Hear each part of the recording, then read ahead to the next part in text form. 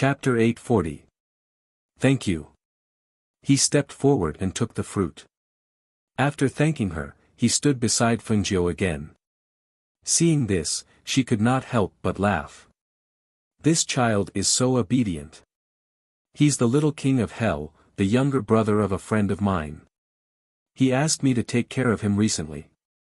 As she spoke, she reached out and pulled the little fellow into her arms. The arrogant little fellow's face was awkward. His ears were red, but he could not hide his joy. Everyone looked at him with smiles on their faces. They felt that this child was really strange. He seemed to be really clingy to Fengjiu. He was happy with Fengjiu's intimate actions, but he was also a little awkward. Everyone chatted for a while. As Fengjiu had not returned for a long time, she stayed in the palace that night. After the reunion dinner on New Year's Eve, she took out all the gifts and gave them to everyone. Finally, she gave her grandfather a pill. "Grandfather, I specially prepared this for you. It took me a long time to refine it." She passed the bottle containing the pill to him, and said, "Grandfather, you can take it here. Let me see the effect. You little girl, you gave your father and grandmother good things, but you only gave me this pill. Aren't you too stingy?" He pretended to be angry as he spoke, but the corners of his lips could not help but curl up. He took the bottle and asked, "What kind of pill is this?" "Grandfather, this is good stuff. Because the herbs are hard to find, I only refined this one. Even my father doesn't have it. I think it's a supplement pill," Feng Xiao said with a smile. She looked at the pill that the old man poured out and emitted a fragrance. "Or maybe it's an advanced one," he guessed. Fengjiu shook her head and looked at her grandfather mysteriously. "You'll know after you take it." Seeing this, the old man agreed and took the pill in front of everyone. As soon as the pill entered his mouth, he felt a strong medicinal fragrance spread in his mouth. A stream of spiritual energy flowed into his body along with the medicinal fragrance, turning into countless streams that nourished his body. The changes in his body could not be seen by outsiders, but he could feel a strange feeling spreading through his body. As the effects of the medicine spread, his appearance also changed. He originally looked like a middle-aged man, but at this moment, his appearance was changing bit by bit. He was recovering his youth at a speed visible to the naked eye. Not only was his appearance recovering, but even his figure was changing. Under the shocked gazes of the crowd, in less than half an incense stick's time, the middle-aged man in his 40s had turned into a young man in his 20s. Hiss! This is... Feng Xiao looked at his father, who had become younger than him, in shock and astonishment. For a moment, he didn't know how to react. He only knew that his father had really returned to his youthful appearance. His appearance was unprecedentedly handsome. It was also the first time that Leng Shuang and Leng Hua saw such a miraculous pill. Even the Phoenix guards at the side were seeing such a miraculous pill for the first time. All of them had been through a lot, but when they saw this scene, their hearts were still full of shock. When the son of the King of Hell saw this scene, his eyes flashed. He was not surprised that Fengjiu could refine such a pill. In his opinion, she was so outstanding in everything. A mere face-establishing pill was not difficult for her. Chapter 841. That was his face when she first met him. Since then, his face had always been imprinted in her mind. Even after so many years had passed, she had never forgotten it. Today, she actually saw this familiar face again. It was as if she was looking at him again. Time had returned to the past. Old master, oh no, he now looked to be in his 20s, just like Fengjiu's older brother. Calling him old master was really awkward. Little Feng, is this the pill you said Gong refined before? He looked at Fengjiu and then looked at his youthful appearance. He could not hide the joy in his eyes. Yes. This is the face-establishing pill. I only refined one pill and brought it back especially for grandfather as a New Year's gift.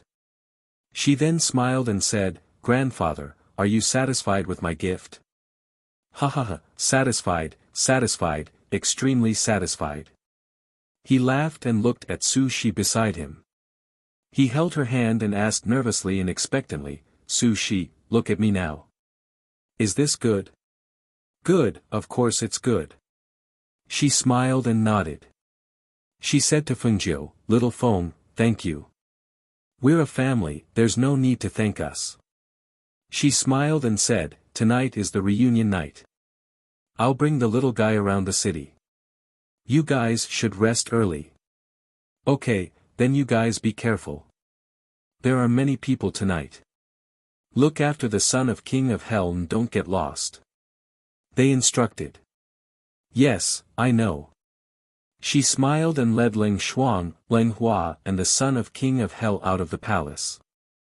Fengjiu brought them around the city. He bought all the trinkets he saw, regardless of whether the little guy liked them or not. They played until late at night and went to the lake in the west of the city to watch the fireworks. At this time, they did not know that Old Master and Su Shi were planning to keep watch for the new year. However, when she wanted to call her maids to accompany her to the toilet, she accidentally fell down. Oh no, the retired empress fell down. The palace maids' panicked voices spread in the palace, one after another. When the old man heard the news, his face turned pale. He quickly walked out and saw Su Shi, who had a pained expression, being lifted up by several people and quickly brought to the palace's bedroom. Su Shi. Seeing her dress stained with blood, his heart turned cold. His hands and legs went soft as he walked inside. When Feng Xiao heard the news, he also rushed over with large strides.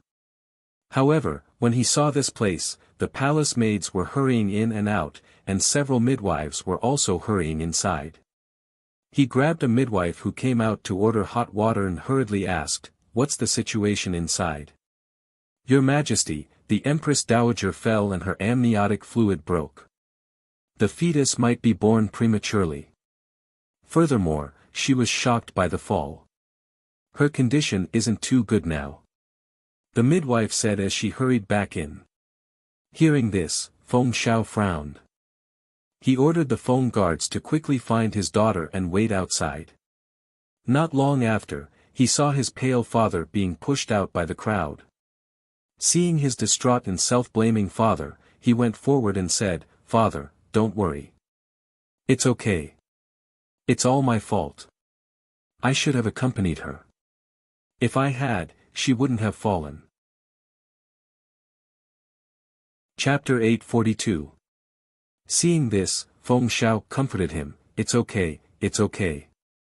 The midwife said that it's just a premature birth. Nothing will happen. Moreover, I've already sent people to find Xiaojiu. Nothing will happen. Don't worry. Hearing this, his heart finally calmed down. However, he still walked outside uneasily, waiting. Hearing the heart-wrenching screams coming from inside, his entire body tensed up, and his heart tightened again. As time passed, an hour later, a midwife hurriedly came out with a serious expression to report, "Retired Emperor, Your Majesty, the retired Empress is having a difficult birth. She's sitting on the stomach, and the position of the fetus is not right. Moreover, it's very likely that the fetus is carrying a neck ring. If she gives birth, it's possible that." Difficult birth? Hearing this, the old man felt his vision darken. If it weren't for Feng Xiao supporting him from behind, he would have fallen down. When a woman gave birth, she would exchange her life for another. If she gave birth, it would be the birth of a new life. If she encountered a difficult birth, then it was very likely that either the mother or the child would die. Even more serious cases, one mother and two children would die. Aren't you the most experienced midwives? Is there no other way? Quickly go in and think of a way. There's no other way. We have to save both the mother and the child. Feng Xiao said calmly. He helped his father to the side to sit down. Then, He summoned the phone guards and instructed them to send an emergency signal directly if they couldn't find Fengjiu. They had to ask her to come back immediately.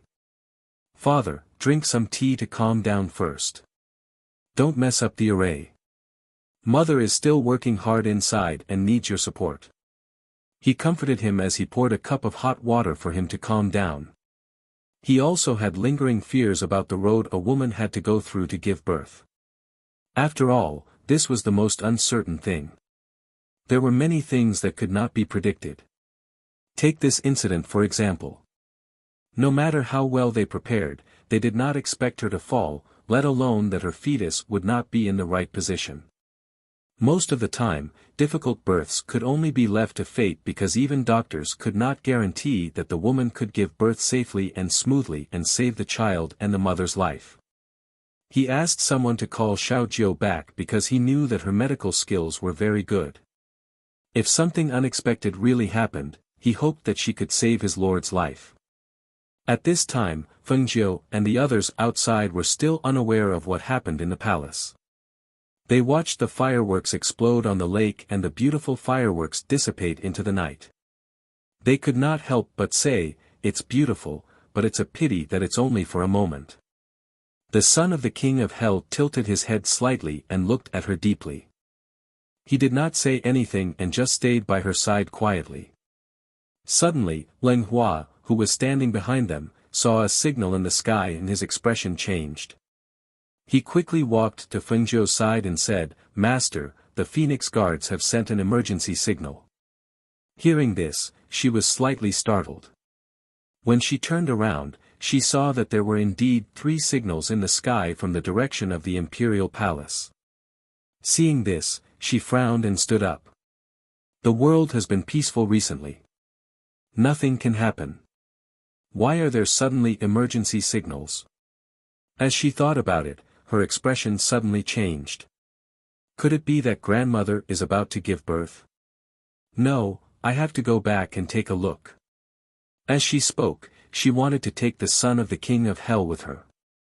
However, she heard him say, "Go back and take a look first.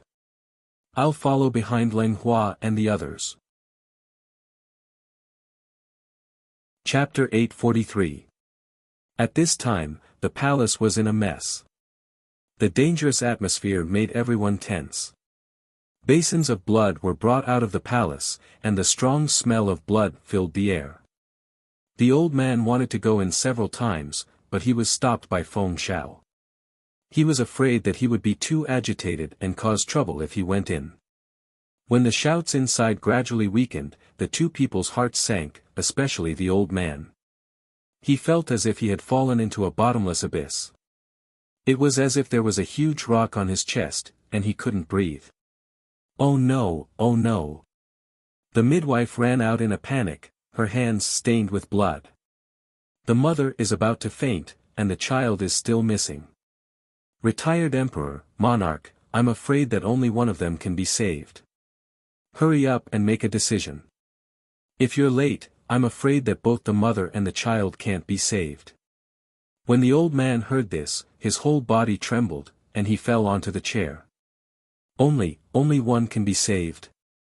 When Feng Xiao saw this, his mouth moved, but he didn't say anything. If only one can live, then save the mother. He clenched his hands into fists and tried to calm himself down. At this time, another midwife ran out. The retired empress said that she wants to save the child. No. Save the mother. The old man stood up and shouted loudly. He no longer cared about being stopped and went in. What do you mean save the mother? Fengjiu's voice came at this time. It was like the sound of nature, and Feng Zhao's heart couldn't help but ease a little.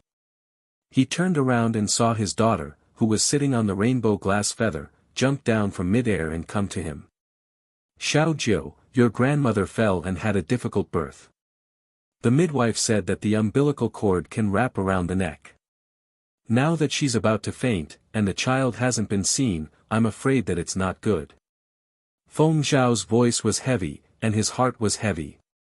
When she came back, she guessed that something had happened to her. She didn't expect that she guessed correctly. She immediately asked, "Where's grandfather?" "He's inside. The midwife said that only one can be saved. Your grandfather wants to save the mother, and your grandmother wants to save the child. I'll go in and take a look." As she spoke, she walked in. Feng Xiao wanted to stop her. After all, she was still an unmarried woman. He was afraid that it would be inappropriate for her to go in. However, after thinking about it, he did not stop her. Instead, he waited outside. Xiao Jiu had medical skills, so he might have a solution. Feng Jiu entered and frowned. The smell of blood inside was even stronger than outside. How much blood had been lost? When she entered the bedroom, she saw her grandfather holding her grandmother's hand and saying words of encouragement. She walked forward and called out, "Grandfather, let me take a look." Without wasting any time, she first checked her pulse and then touched her stomach to check. "Little Feng, you have to save your grandmother. If you can't give birth to the child, you have to save the adult. It's fine as long as the adult is safe and sound," the old man said, his eyes slightly red. "Grandpa, you go out first, don't worry. He'll be fine." She comforted him as she asked someone to help him out. After he left, Feng Jiu said to Su Shi, who was on the bed, "Grandmother, you want to save the child, right?" "Yes, little Feng, don't listen to your grandfather. Save the child. This is your grandfather's child. I don't want to lose him." As she spoke, tears flowed down her face. Chapter 844. Hearing this, Feng Jiu smiled, "Grandmother, don't worry, everything will be fine. It's just that your fetus isn't in the right position, and the umbilical cord is wrapped around the child's neck. Even if you want to move it, I'm afraid it'll be too late. But I have an idea. I want to perform a cesarean section for you and help you take the child out." Su Shi didn't understand what a cesarean section was. At this time, her mind was muddled and she was so tired that she couldn't even keep her eyes open. However, she knew that Su Shi meant that the child would survive, so she replied, "Okay, as long as the child survives." Hearing her promise, Feng Jiu cut a piece of 1,000-year-old ginseng from the space and put it in her mouth. Then, he chased everyone out. When he heard that Ling Shuang and the others had returned, he asked Ling Shuang to come in and help. Seeing that the midwife and palace maid had been chased out by Feng Jiu, Grandfather Feng and Feng Xiao didn't know what she was going to do. However, they trusted her and didn't ask. They just waited outside anxiously and nervously. "Grandfather." Feng Jiu stood at the door and looked at him. "Little Feng, how is it?" Old Master Feng hurriedly asked. "Grandfather, I want to perform a cesarean section for grandmother. That means I'm going to take the child out of her womb," she said. This operation was very normal in modern times, but it sounded a little shocking here. Hearing this, his face turned pale. Large beads of sweat rolled down his forehead. He asked nervously, what? Cesarean section. Take the child out of her womb. Then can the adult still live? He can live. She smiled and spoke softly. The two simple words that came out of her mouth calmed the old man's heart. If he can live, then do it. Grandfather believes in you. Even if he hadn't heard of it before, if she said he could live, then he could live. Hearing this, Feng Jiu nodded and told her not to go in until she came out. He then turned around and went back to the room to perform the cesarean section. With the 1,000-year-old ginseng supporting her and replenishing her energy, Su Shi, who was about to faint, slowly regained consciousness. She only felt that Feng Jiu seemed to have made her drink some kind of medicine. Then she laid there, unable to move. Her entire body was numb, only her consciousness was still clear. Her voice faintly drifted into her ears. She was asking her what to name the child after he was born. What was his nickname? She prefers men. Or a woman. She couldn't see what she was doing. She only knew that she was busy, but she would still look at her from time to time and smile encouragingly. She didn't know how much time had passed, but in a daze, she seemed to hear the sound of a baby crying. After hearing that sound, she fell into a coma and lost consciousness. In the middle of the night, before midnight, the sound of a baby crying spread through the night. It broke the heavy atmosphere in the palace and brought a trace of life, a trace of joy. Outside, when Grandfather Feng heard the sound of a baby crying, he was stunned. He grabbed Feng Zhao's hand and his body trembled. She gave birth. She gave birth. Su Shi gave birth. As soon as his excited voice fell, he thought of Su Shi. He immediately walked forward to take a look, but before he could walk in, Feng Zhao stopped him. "Father, don't worry." Xiao Jiao said to wait for her to come out. "We can't go in." Chapter 845. Hearing the baby's cries, each one louder than the last, the people outside were extremely excited. Inside the room, Fengjiu handed the baby to Ling Shuang and stitched up the wound. After cleaning the wound, she applied medicine and checked on the unconscious Su Shi. Only then did she let out a sigh of relief. "Give me the baby. Go open the door." After washing her hands, she took the baby and motioned for Ling Shuang to open the door. "Yes." Ling Shuang responded. She walked out of the room and opened the door to let the old master in. The old man quickly walked inside and saw Fengjiu carrying the baby. He asked, "Little Feng, how is it? Is the baby and the girl safe?" "Yes, don't worry, grandfather. Everything is fine." Fengjiu responded with a smile and handed the baby to him. "Look, grandmother gave birth to a little uncle for me." The old man took the baby with trembling hands. The newborn baby cried for a while and fell asleep. The baby's skin was dark red and wrinkled. It didn't look good, but the old man's eyes couldn't help but redden. Good, good." He didn't know what to say and could only nod. He choked up and said good. Then, he carried the baby to the bedside and saw that Su Shi was unconscious. He couldn't help but look at Fengjiu. "Little Feng, your grandmother. She's fine. She's unconscious because of the medicine. She'll wake up tomorrow morning. However, there's a cesarean section wound on her abdomen. She must be taken care of carefully. Don't tear the wound. I'll go back and tell someone to take care of her carefully." As she spoke, she saw the old man sigh in relief and walked outside. Seeing her father still waiting there, she went up to him. "Father. Xiao Jiao, are the mother and child okay?"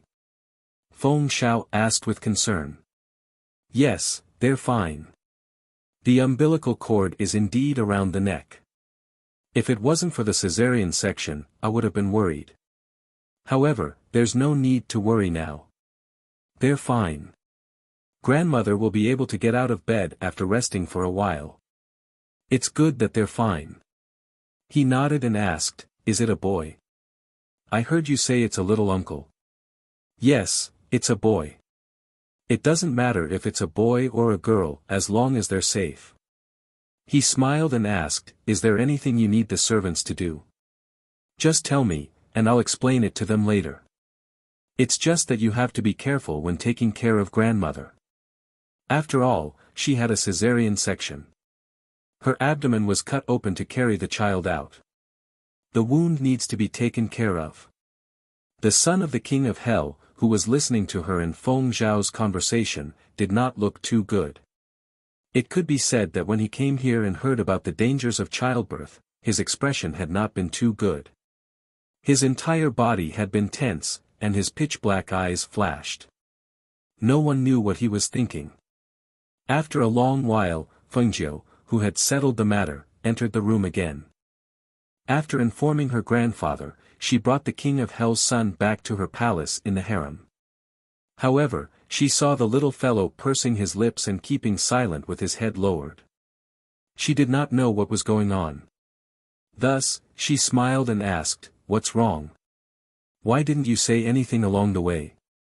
Are you unhappy because I didn't accompany you to watch the fireworks?" "It's not that." As he spoke, he raised his head and glanced at her. His tense little face was filled with unconcealable worry. "It's dangerous to give birth to a child. You'd better not give birth in the future." Chapter 846. Little brat, what do you know? She shook her head and smiled. "You're still young, you don't understand." "You don't need to understand this, you'll understand when you grow up." As she spoke, she couldn't help but laugh.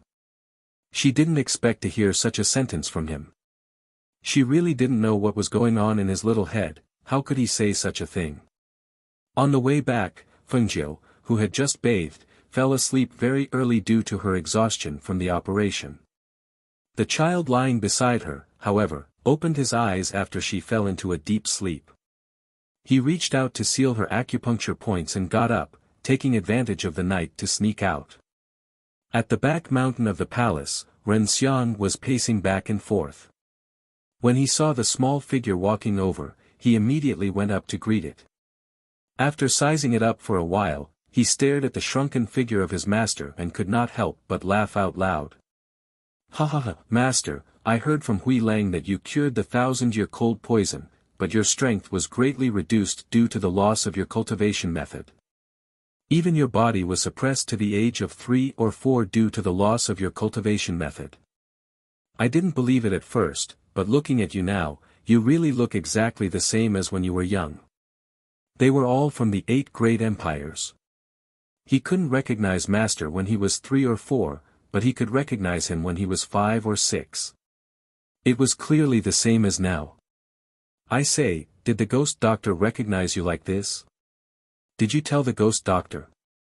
He couldn't help but ask with a smile. She probably wouldn't have thought that he would become a child, right? After all, this wasn't something that happened often, it was too abnormal. "Are you done laughing? If you're done laughing, let's get down to business," he said with a dark face. However, even if this little face was dark, it didn't have any effect. "Yes, yes, yes." He smiled and adjusted his expression, saying, "There's no need to worry about that side for now, but I'm afraid that pretending to be sick won't last long, especially since they've been looking for trouble. The spy they planted inside hasn't been found yet. Based on their methods, Master only has half a year to adjust. However, can you recover your cultivation method in half a year?" he asked worriedly. This was a matter of life and death, especially since the opponent wasn't ordinary. It was fine if Master's cultivation method was still lost, but now that his cultivation was greatly reduced, if they knew, it would really be out of control. Half a year's time is enough. Master's dark eyes flashed with a sharp light. "Let them be arrogant for half a year, after half a year, I'll make them disappear from this world." Hearing this, Ren Xiang's heart relaxed slightly. Master said that he could recover in half a year, then it should take less than half a year for him to truly recover. This was good. If he really maintained this state for too long, it would be too dangerous for him with his strength greatly reduced. "Master, when you go back in half a year, should I also go back to help? After she goes to the 8 great empires, you can go back. If she has any trouble here, you can help. This monarch will be more at ease. But the ghost doctor doesn't allow anyone to follow her," he said helplessly. "You see, if she had agreed to leave a few people to protect her in the dark, there wouldn't have been so much trouble. To be honest, her temper is quite similar to yours." Chapter 847. Hearing this, Ren Xiang chuckled, his eyes filled with mockery. "Master, I really couldn't tell that you're so good at spoiling women. However, although there are only 9 years left in your 10-year agreement, there are still many outstanding men by the ghost doctor's side. Wasn't there Mo Chen recently? He's Elder Tian Ji's disciple." Hearing this, his eyes flashed. "Do you know the reason why he accepted Fengjiu?" I'm guessing that it's related to the divination that Elder Tianji calculated. You're talking about the divination of the star of the phoenix appearing and a strange soul entering the world? He asked, his eyes narrowing. That means, Fengjiu, she. It seems like it's her. However, it's fortunate that this news is still unknown to the great clans and powers of the 8 great empires. If they knew, I'm afraid her situation would be even more dangerous. No matter who it was, they wouldn't allow such a person to grow and become a threat to everyone. If they knew that the person in Old Man Tianji's divination was the princess of the Phoenix dynasty, the entire Phoenix dynasty would probably be annihilated by those forces above. Hearing this, he was silent for a long time, then said, when the time comes, I'll tell her to disguise herself as a man and not expose her female identity. Those people would never think that the star of the phoenix would appear in the lowest ranked 9th ranked country. For now, she's still safe. Even if she wasn't safe, he would still clear all obstacles for her and eliminate all possible dangers. Go back. If there's nothing important, don't come again. She's very vigilant, don't let her find out. Hearing this, Ren Xiang smiled, Master is here, and I'm currently staying in the city. If there's anything, I can take care of her. However, she's quite familiar with me, so even if she sees me here, she won't do anything. At most, she'll think that Master asked me to take care of her. Saying this, he paused for a moment, then said, it's almost dawn, so I'll go back. If Master needs me for anything, just send a signal. He nodded in response. After watching him leave, he turned around and went back. When he reached the bedroom in the palace and saw the woman sleeping soundly on the bed, he couldn't help but lower his body and planted a kiss on her forehead. Then, he squeezed to her side and fell asleep with her in his arms. When Feng Jiu woke up the next morning and looked at the little fellow sleeping beside her, a trace of surprise flashed through her eyes. She slept so soundly last night that she actually slept until dawn. Was she really too tired? Seeing that he was still sleeping, she washed up and went out, intending to visit her grandmother and her newborn uncle. Therefore, she did not know that although the son of the king of hell was sleeping, the cultivation technique in his body was circulating rapidly. Feng Lass, your grandmother is awake. I wanted to send someone over to inform you, but you came. At this moment, Feng's words, Fengjiu's S with her SSSSS, at this moment grandmother's, STS, Feng's, TST hide her T. Fenzes. Chapter 848. Grandmother, don't say that. This is what I should do. She said with a smile. Seeing that the child wasn't here, she asked, where's little uncle? He was crying just now, so I had the wet nurse take him. The old man said as he called for someone to bring his son back for Fengjiu to take a look. Princess. The wet nurse came forward with the child. Fengjiu took the child and held him in her arms. The child was so soft that she didn't dare to use too much strength.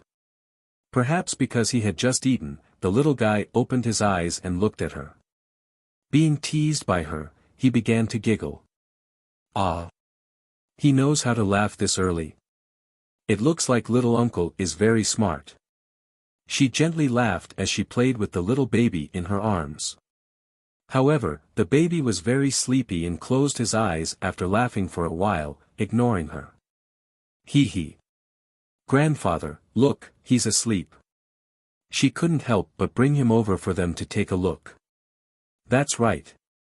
This child cried when he was born last night and cried when he was hungry this morning.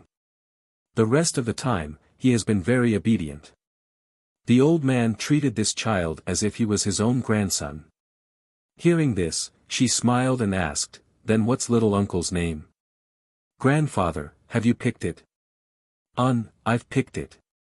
He looked at Su Shi and said, the child was born at midnight, so I picked one character for him, Yi. He's called Feng Yi. Uncle Feng Yi. Fengjiu softly muttered before smiling, "That's a nice name." She chatted with them for a while before leaving the palace. When she went outside, she bumped into her father. He seemed to be going in to take a look, so she called out to him. "Father! Xiaojiu! You're here this early?"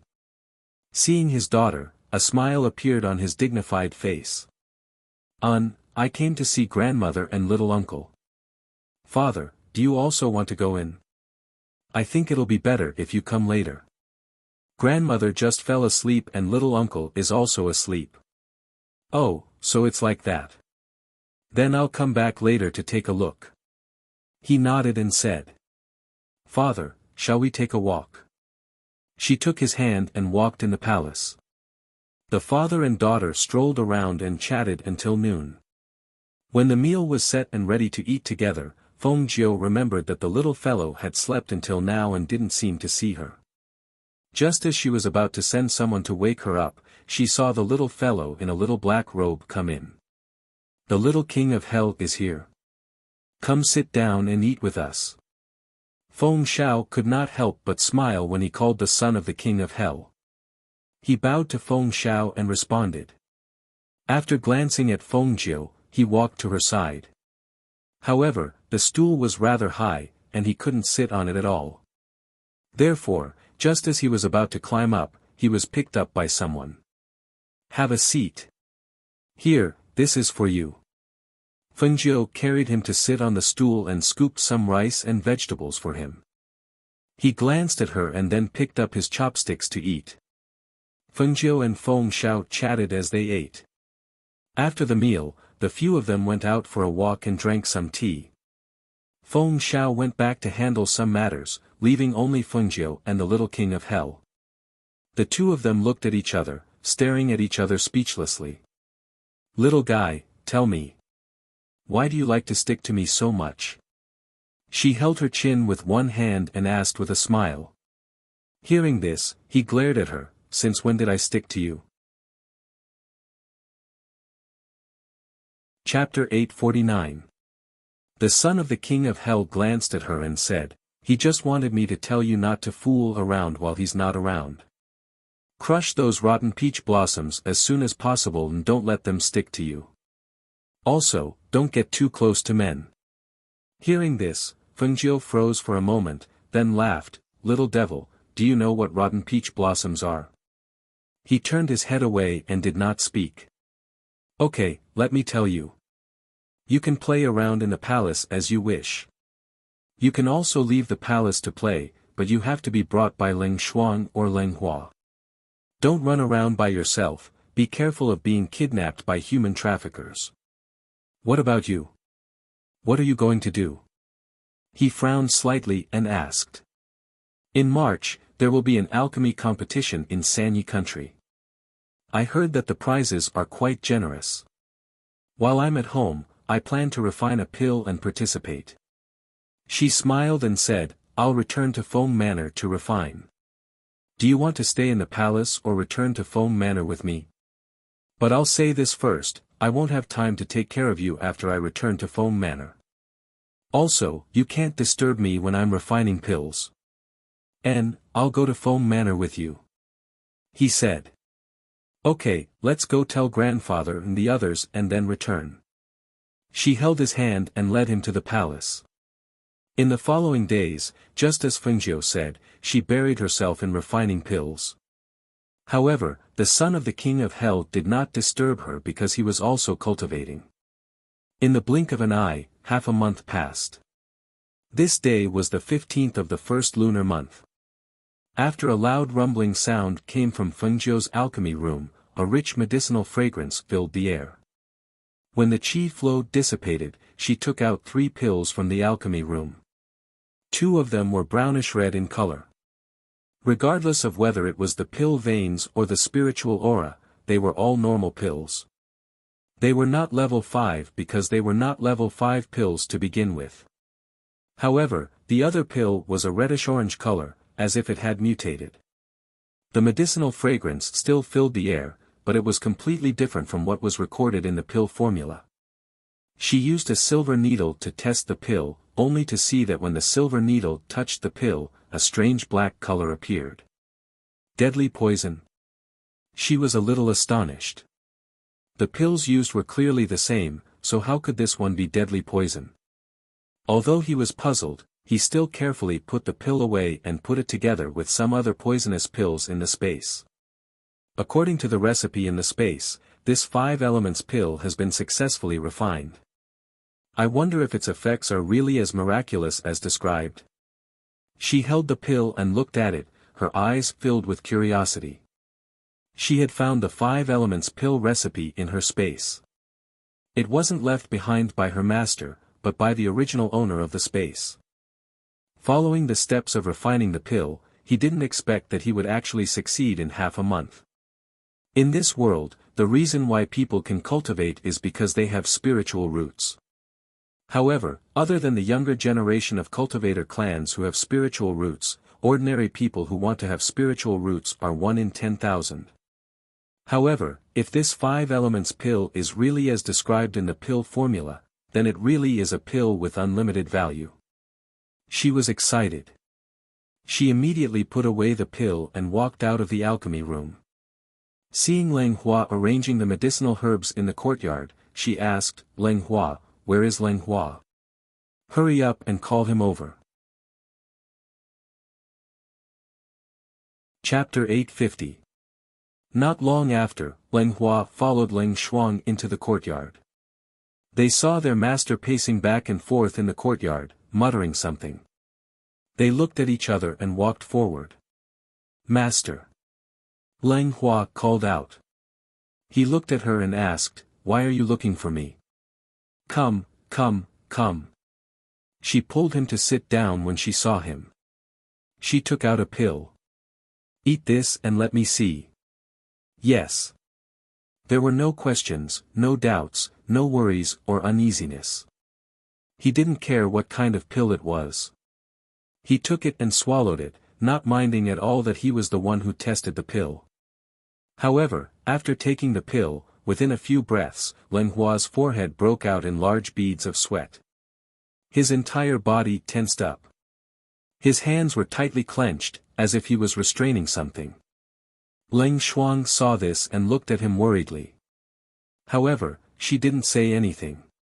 She knew that her master wouldn't harm her brother. Hiss. Finally, he couldn't hold back the tearing pain in his body. He bounced off the stool and rolled back and forth on the ground. Cries of pain came from his mouth. Leng Shuang's heart ached. She wanted to go forward, but was stopped by Fengjiu. One can only rise above others after suffering the hardest. She looked at Leng Hua on the ground and observed his reaction. She watched as he cried out on the ground. She watched as his clothes were soaked with sweat. After about an hour, he felt better. The pain had already caused him to faint. At this time, his body was oozing with a black liquid that smelled a little foul. "Take him back to his room. Have someone wash him. When he wakes up, bring him to see me." Fengjiu gestured. "Yes." Leng Shuang responded. She looked at her brother lying quietly on the ground and quickly walked forward to help him up. She didn't care that the stench on his body was all over her. Seeing her help him leave, Fengjiu rubbed his chin. He looked at his messy appearance and returned to the courtyard to have someone prepare water for a bath. 2 hours later, after bathing, she had the kitchen cook a few dishes to eat.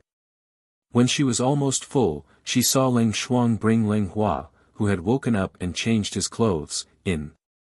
"Master." The two called out.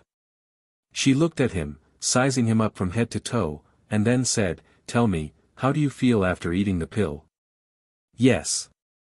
Leng Hua replied, "First, there was a little warmth in my stomach. Then, this warmth spread like a ball of fire and spread to every vein in my body. Each vein seemed to be torn apart by this ball of fire and then fused back together. It was so painful that I couldn't breathe. After that, I didn't even know when I fainted. But when I woke up, my whole body felt very strange. It was as if I had been cleansed by water and my whole body felt very comfortable. Fengjiu nodded. He took out the spirit plate used to test spiritual roots from his space and gestured, "Come, I'll test it for you." Hearing this, the siblings were stunned. They stared blankly at her. "Master, I don't have spiritual roots, right? I've tested it before," Lang Hua said. Because he had tested it before and knew that he couldn't cultivate, his master taught him Tai Chi to strengthen his body and protect himself. Chapter 851. I can cultivate. Lang Hua was stunned. He couldn't believe it. Even Lang Hua couldn't react for a while. He stood there in a daze. Yes, the elixir you ate is called the 5 Elements Elixir. It's a new product that I just refined. It can allow people who don't have spiritual roots to develop spiritual roots after eating it. However, the specific spiritual roots of the 5 elements will depend on your own luck. She smiled and said, "I've said that as long as there's a chance, I'll definitely let you step onto the path of cultivation. However, you have to know that the path of cultivation won't be smooth sailing. There are many dangers and difficulties waiting for you." Lang Hua couldn't help but choke up when he heard this. "Master, don't worry. I know. As long as I can cultivate, I'm not afraid of dangers and difficulties." Only by cultivating and becoming stronger could he stay by his master's side in the future. Even if his master went to the empire in the future and established the Feng family there, he could still be his master's housekeeper. Leng Xuan came to her senses and knelt down with a plop. She kowtowed heavily, "Thank you, master." Lang Hua also knelt down and kowtowed. "Thank you, master." "What are you doing? Get up, get up." She gestured for the two of them to get up and said, "You are my people. I said that I won't mistreat the people around me, so there's no need to be like this. Lang Hua, come here. I'll test your spiritual root."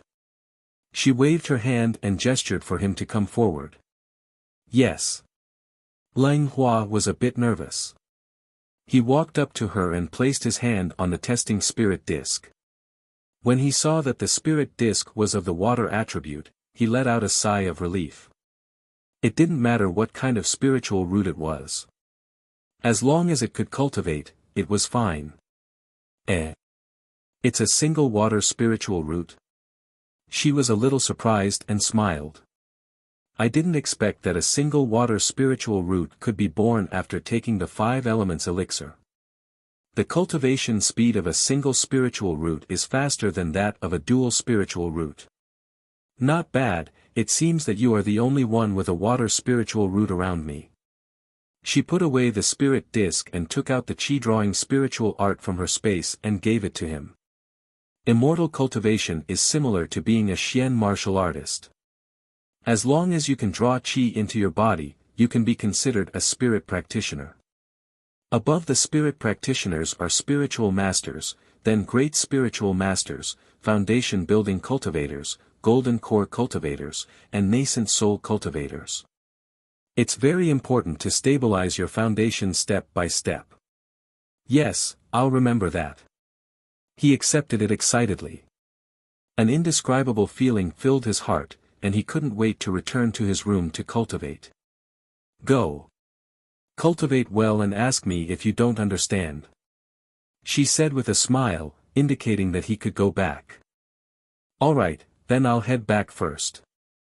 With that, he quickly returned to his room with the spirit art of drawing energy into his body. "That's right, where's that little fellow? Why didn't I see him?" Fengjiu looked at Ling Shuang and asked. He realized that the little fellow didn't seem to be around. After Master went into seclusion to refine pills, he told us that he also wanted to go into seclusion to cultivate and told us not to disturb him. He also chose the most remote courtyard in the residence as his cultivation spot. In recent days, only Hua sent him breakfast. "Oh. He's cultivating at such a young age. I'll go take a look." As she spoke, she asked the servants to clear the dishes on the table and went to the most remote courtyard in the residence. When she arrived at the courtyard, she saw that the door was tightly shut and a faint sound of water could be heard from inside.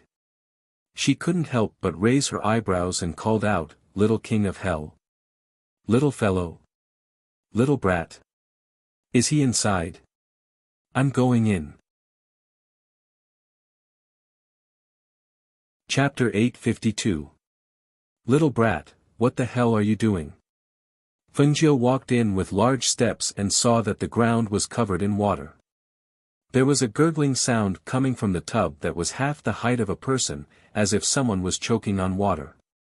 She quickly walked forward and saw that little thing had fallen inside with his head down, drinking the bathwater. She was so scared that she quickly lifted him up. Coo, coo, coo.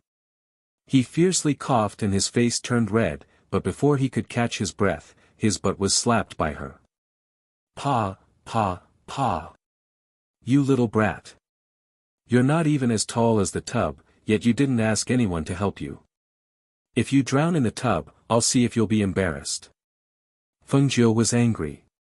She didn't care about anything else as she grabbed him under her arm and slapped his bare butt a few times. The heavens knew that when she came in and saw him head first in the water, her heart was so shocked that it almost stopped beating. The height of the bathtub was more than enough to drown a 3 or 4-year-old child, and it was even worse when he was head first in the water. This Yama lord had left him in her care. If something really happened to him here, how was she going to explain it to him? Was she going to say that she didn't take care of him properly and accidentally drowned? 3 consecutive slaps landed on his butt, not giving him a chance to react. He was completely stunned by the slaps. "What are you doing?" After he recovered, he began to struggle in anger and shame. This woman. She really dared. "What am I doing? Can't you see that I'm teaching you a lesson?" She directly grabbed him and walked to the bed in the inner room. After throwing him on the bed, she angrily glared at him with one hand on her waist. "You little brat. Do you know what it means to play with your life? What were you doing just now?" "Ah. What? Don't tell me you were thirsty and wanted to drink the bathwater." It was fine when she mentioned it, but when she mentioned that he drank his own bathwater, his face became ugly and he felt a faint sense of nausea. If it wasn't for her shouting outside, how could he have slipped in his nervousness? She still had the nerve to scold him here and hit his butt again. This woman. It really made him want to strangle her to death. "Still staring? You still dare to stare at me? Try staring again." She pulled on her sleeves and stared at him with a threatening gaze. Her meaning was clear: if you stare again, I'll hit you again. Hearing this and seeing her posture, he was so angry that he laughed, but he didn't stare at her. After all, he wasn't wearing any clothes. Facing her with this little naked body, he would definitely be at a disadvantage. Looking at him wrapped in the blanket, she took a deep breath and calmed down the anger in her heart. She said to him, "Put on your clothes. I'll wait for you outside." Then, she turned and walked out. She looking at in. Indeed, there was nothing to see with his small body. It was precisely because there was nothing to see that he didn't even have the confidence to show off. It was too embarrassing. He simply couldn't face anyone. After calming himself down, he took out a set of clothes and put them on. After tidying himself up, he walked out. Fengjiu, who was sitting in the yard, stared at the arrogant and bashful little fellow walking out. He couldn't help snorting. Without giving him a chance to refute, he directly said, "I'll help you bathe in the future." Chapter 853. She narrowed her eyes at him. "Even if you can't, you still have to." "I don't agree. Your disagreement is invalid." If something like today happened again, she wouldn't know what to do. He looked at her and knew that she was amenable to coaxing, but not coercion. Thus, he softened his voice and said, "I'll be more careful next time so I won't fall. This kind of accident won't happen again and I can take care of myself." He wasn't a real child, how could he not take care of himself? If it wasn't for her suddenly shouting to come in, he wouldn't have slipped when he was about to step out of the tub and fall back in. Fengjiu narrowed his eyes. You don't want me to help you bathe? He heavily nodded his head, his delicate little face filled with seriousness. Could he let her see him with this small body? The answer was no. All right then, I'll find someone else to help you bathe. She calmly said this and was not surprised to see his expression change. He gritted his teeth and stared at her, finally compromising. All right. You bathe then. This woman, she knew that he hated people getting close to him, yet she still wanted to find someone to bathe him. They wanted to have him completely under their control. At this moment, he couldn't help but wonder if it was the right decision to come here before his cultivation technique recovered. Why did he feel like he had no sovereignty over her after his body shrunk? He couldn't even object. That's a good boy. She pulled him over and rubbed his head, saying, if you're obedient, I won't hit you. His face trembled and the corner of his mouth twitched. He glared at her before speechlessly looking away. Why do you seem to have grown taller? Fengjiu pulled him to his side and hugged him. Rubbing his head, he suddenly realized that in half a month, this little fellow seemed to have grown a lot taller. She pushed him a step forward and looked him over. After comparing him, she looked at him in surprise. You really grew taller. You were originally like a 3 or 4-year-old child, but now you're as tall as a 5 or 6-year-old child. What did you eat these past few days? How did you grow so fast? Hearing this, he looked down at himself and didn't say anything. Of course, it was because he had been cultivating for the past half a month. As long as he recovered the lost cultivation technique, he would naturally return to his original appearance. However, her words reminded him that if this continued, he would recover too quickly. She might not have thought in that direction once or twice, but it might not be the case after a long time. If he hadn't done so many embarrassing things in front of her in the past, it would have been fine if he told her. But now, how could he tell her? He was sure that once he opened his mouth, he would lose all of his dignity in the future. The more he thought about it, the more he felt that this matter had to be kept a secret. No matter what, he could not let her know. Moreover, looking at the situation, he was afraid that he would have to leave early. What are you thinking about? Let me ask you, what have you been eating recently? You didn't take any medicine, did you? While asking, she naturally reached out to feel his pulse, but she didn't find anything wrong with his body. She couldn't help but feel strange. It had only been half a month, how could he grow so fast? Cough. He coughed lightly and said with a straight face, I'm the same as my brother. I grew faster than others since I was young. There's nothing strange about it. Chapter 854. Upon hearing this, Fengjiu glanced at him and could not help but laugh. Someone like you can't be considered a man. You can only be considered a little boy. As soon as she finished speaking, she saw that his face darkened again. His entire little face became stiff, looking exactly like the Yama Lord. She could not help but reach out to rub his face. Little devil, aren't you afraid that you'll grow old too quickly if you keep a straight face all day long? However, she was secretly laughing in her heart. She did not dare to rub the Yama Lord's face, but would she not dare to rub this little devil's face? He was speechless as he took her hand away. Don't rub my face. Today is the Lantern Festival on the 15th day of the first lunar month. Let's go to the palace for a reunion dinner tonight, and then I'll take you to the Lantern Festival. What do you think? She asked with a smile as she looked at the somewhat arrogant little fellow in her arms. Okay. He responded, somewhat delighted. Hence, they went to the palace in the evening. At night, Xiangxi was still in confinement, so they had a simple reunion dinner and played with the child in the palace for a while before leaving. On this night of the Lantern Festival, the city was decorated with lanterns and colored banners. Some guessed lantern riddles, some set off fireworks, and joy could be seen everywhere. Looking at the various lanterns, his eyes moved slightly as he walked beside Fengjiu. He slowed down a few steps and came to a lantern. He looked at the lantern and finally, his gaze fell on one of the lotus lanterns. He looked at the riddle below and then looked at the peddler. "Take this down." "Huh, little master, it's free to guess the riddle, but you'll have to pay if you don't," the peddler said with a smile as he took down the lotus lantern and held it in his hand.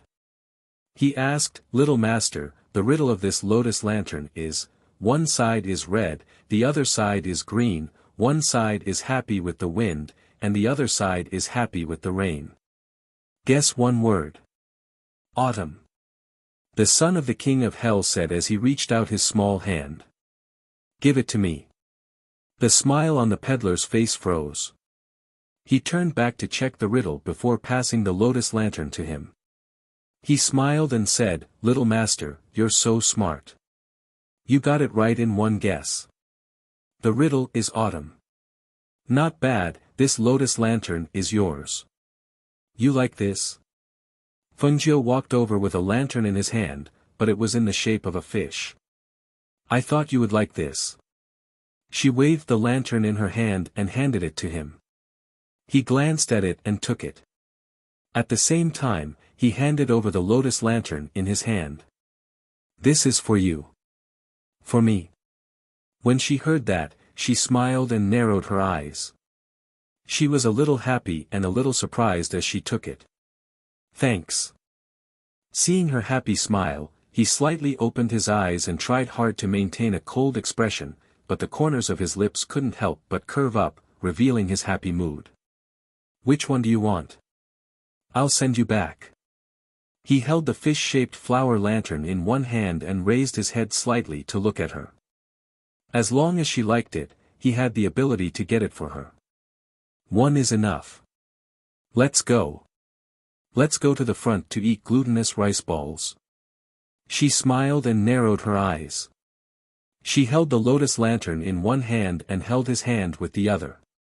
The two of them went to the stall in front to eat glutinous rice balls. Then, they squeezed through the crowd to watch some performances on the street.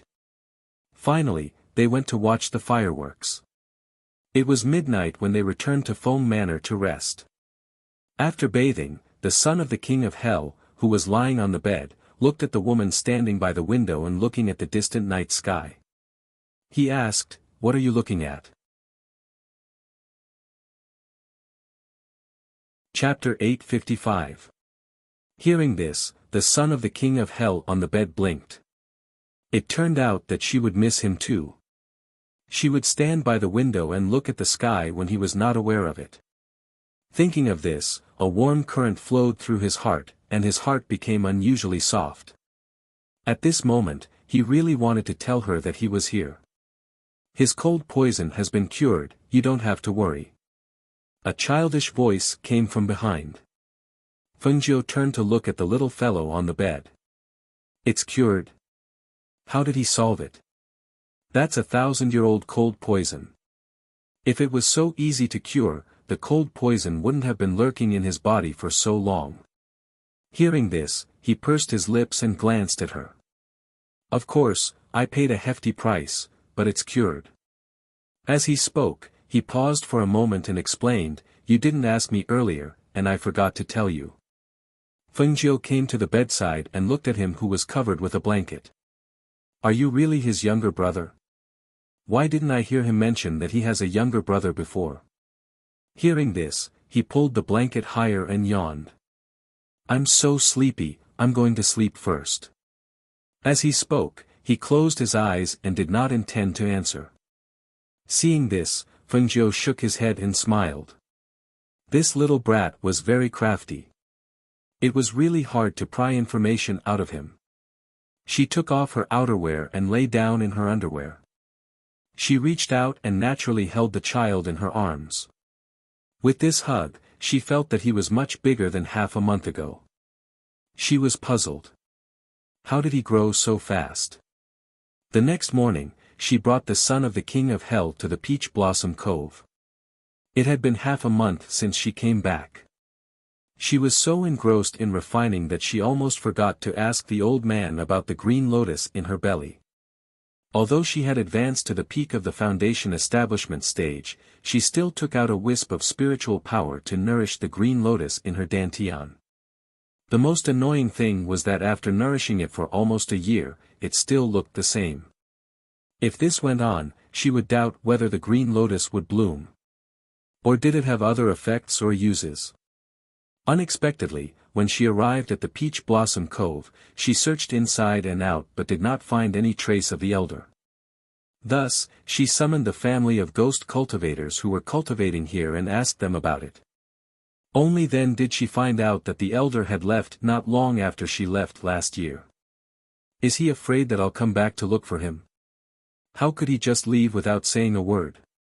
She stared at the ghost cultivators in front of her. She did not expect that she could not find him after she returned. Master, he only said that you don't have to look for him. He said that it's a good thing, and that it's only a gift to a fated person. Furthermore, it's harmless to you. As for the rest, you'll definitely know in the future. Hearing this, Feng Jiu frowned. Of course, she knew that the green lotus was harmless to her. Otherwise, she wouldn't have waited so long to come back and ask. However, she only knew a little about the green lotus in her dantian. Could it be that she was going to keep nourishing it with her spiritual power? What if more than 10 of them were still the same? Thinking of this, a few black lines appeared on her forehead. If she could take it out, she really wanted to. Unfortunately, the green lotus seemed to have taken root in her dantian. If she wanted to take it out, she would have to cut open her belly. Chapter 856. Master, we have made some progress in our cultivation and can now appear during the day. However, we can't maintain our form for too long. Elder Zhao spoke with unconcealable joy in his eyes. Since Master did not send anyone over to the Peach Blossom Cove, we have been guarding it ever since that senior left. Other than occasionally appearing during the day, we usually don't appear. Nothing has happened in the past year and we didn't alarm the citizens. The old woman also spoke. A few months ago, the monarch brought Yang Yang back to visit us. Yang Yang has been taught well and is even practicing martial arts with the Phoenix Guards. As the young man spoke, he glanced at his wife beside him and said to Fengjiu, "This is all thanks to Master. We dare not forget your kindness. As long as Master has any orders, we will do it even if we have to die 1,000 times." The young woman beside him also nodded. They were already very gratified that they could have such good fortune and that their child could receive such a good education. Hearing this, Fengjiu nodded and said, "I came over this time to tell you that my grandmother gave birth to a son called Fengyi. He is almost half a month old. I heard from my grandfather that they plan to let Yang Yang stay by my uncle's side in the future as a playmate and bodyguard."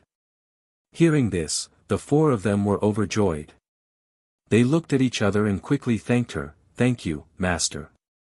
We can't ask for anything more than for Yang Yang to stay by the little prince's side."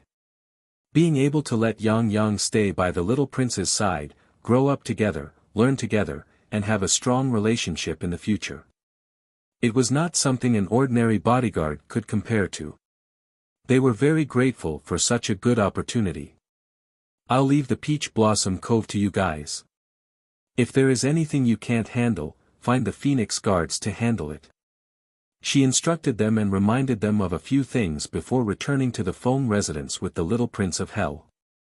In the following period of time, because there was no need to refine pills, she was idle. Other than the fixed time to cultivate every day, she spent the rest of her time with the little Prince of Hell. In the blink of an eye, another half a month passed. It was the day of her little uncle Feng Ye's 1-month-old celebration. However, early in the morning, she washed up and put on a red dress.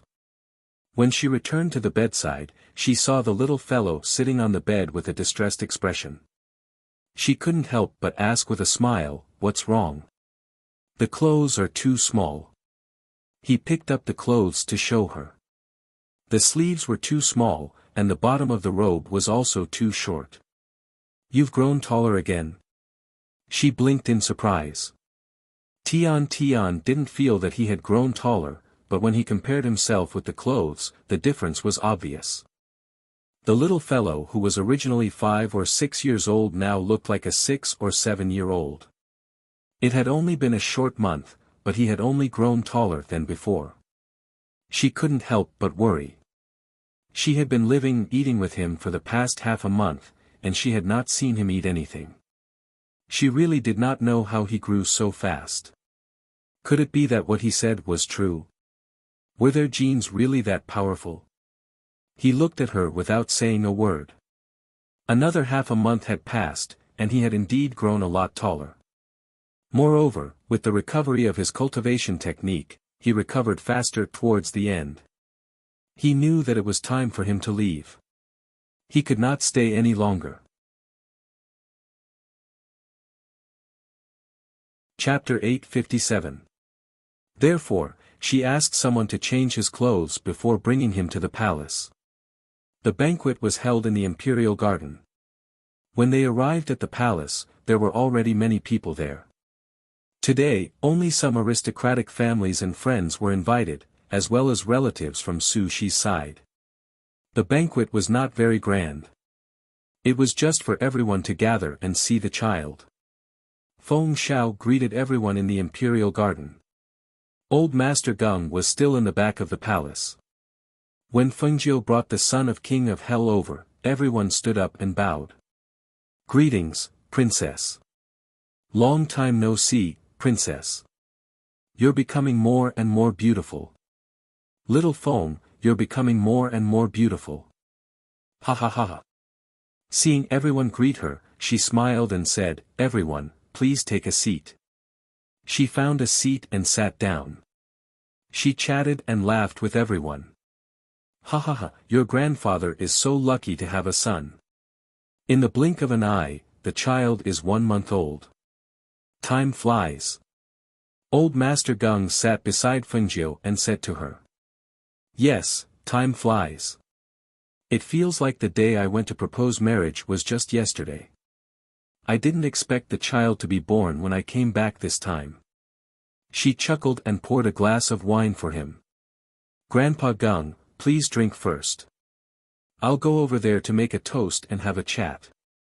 As she spoke, she got up and excused herself. Okay. Go ahead." Old Master Gung nodded. He smiled so much that his eyes narrowed into a line. Fengjiu went over to her grandmother's brothers. Although her father was there to greet them, she still had to come over to chat and make a toast. As soon as she got close, she was pulled to talk to them. She drank glass after glass of wine and felt that the whole place was filled with a joyful atmosphere. "Little Feng, if you have time in the future, you must come to our place more often. If you go there, you can't just walk through the door," Lin Wuheng said with a smile. Looking at the beautiful girl in red, he only knew that this girl would be extraordinary in the future. Hearing this, she chuckled and said slyly, "Of course, if I go there, I'll definitely freeload at Grandpa Lin's house. At that time, Grandpa Lin won't find me troublesome and annoying." No, Grandpa Lin couldn't ask for more if you're willing to come." Lin Wuheng laughed and drank 2 more cups of wine with her while chatting. As everyone chatted, the palace maids served the dishes. Each dish was served to one person and was placed in front of everyone, looking exquisite and small.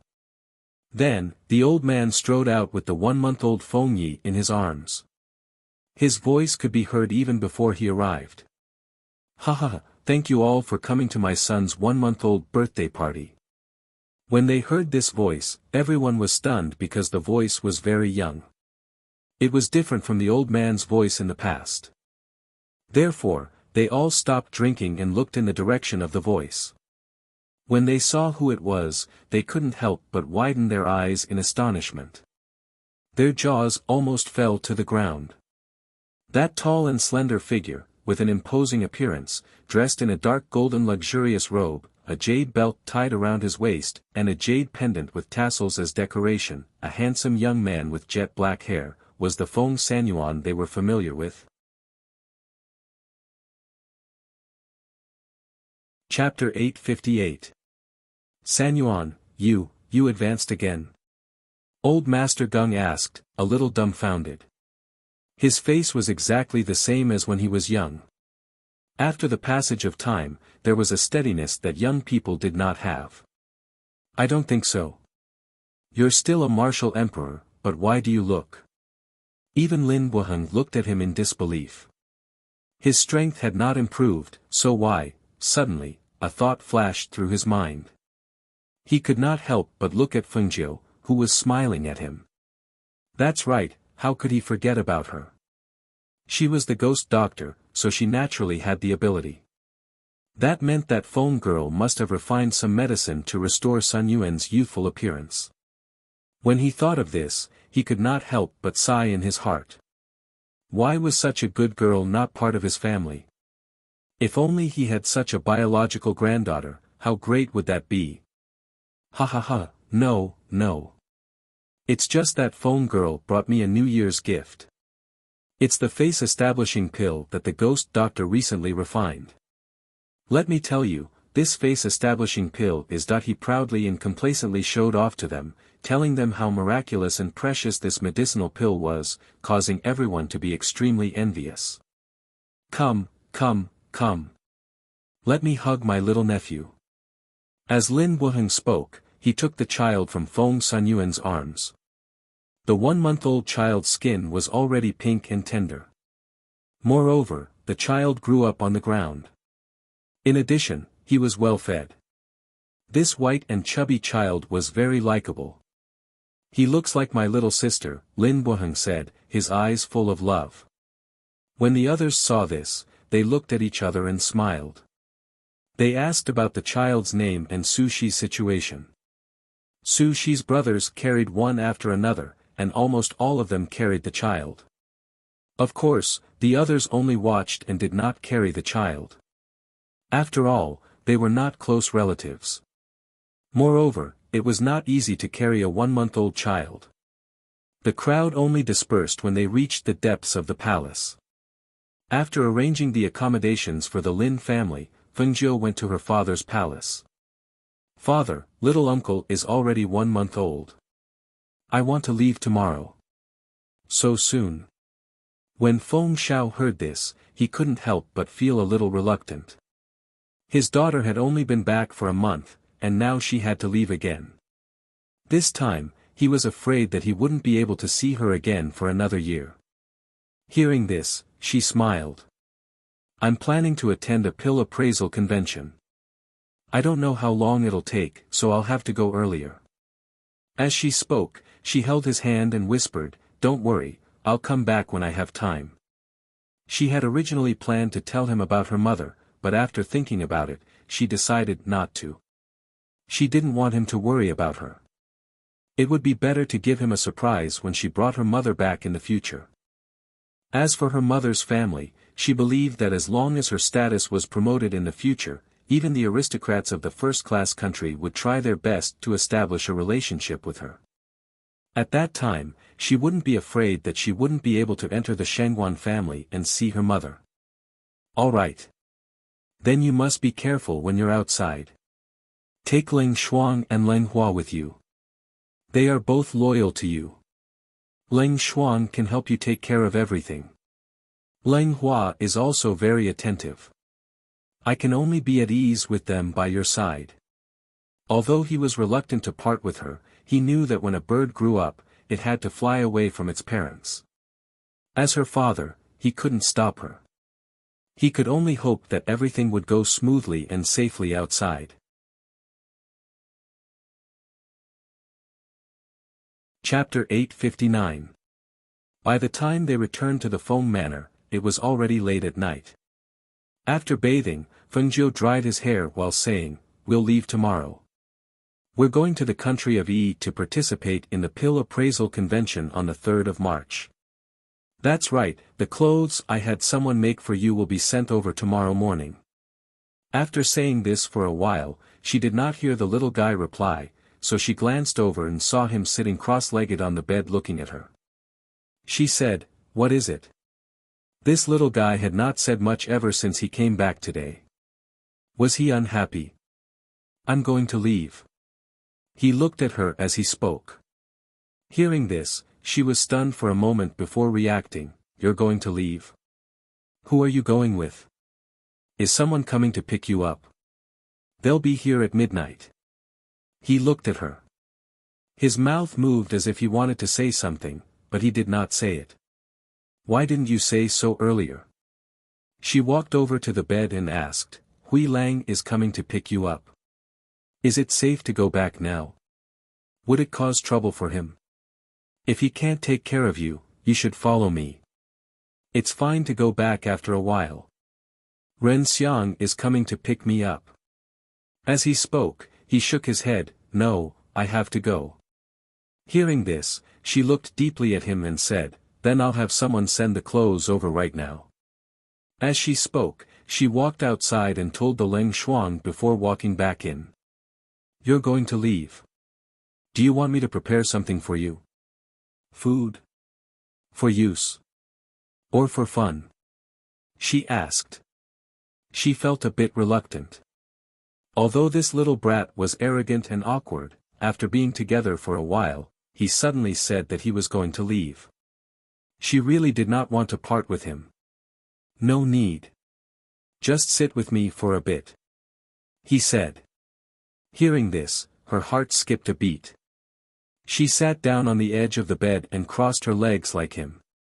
She thought that growing up in a place like the Empire was probably very stressful for a child. They were different from normal children.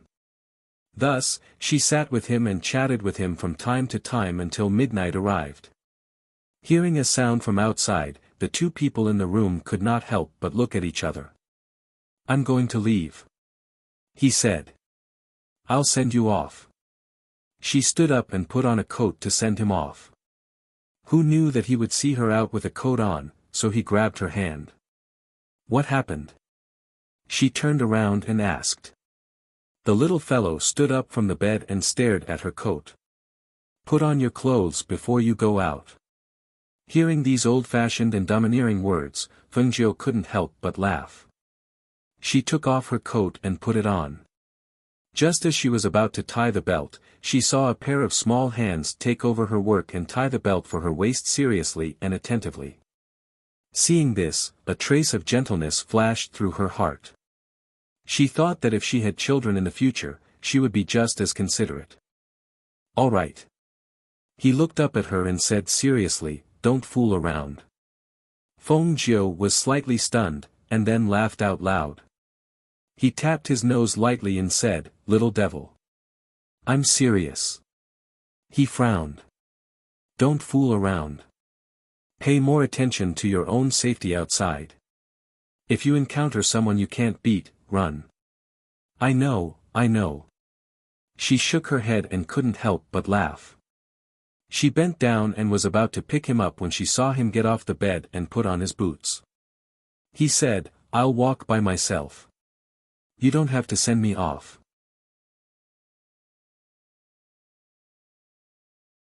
Chapter 860. In the end, it was Fengjiu who sent him out. In the courtyard outside, Ren Xiang and a few men in black were already standing there waiting.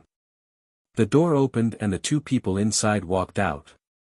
Ren Xiang couldn't help but want to laugh when he saw the big and small figures.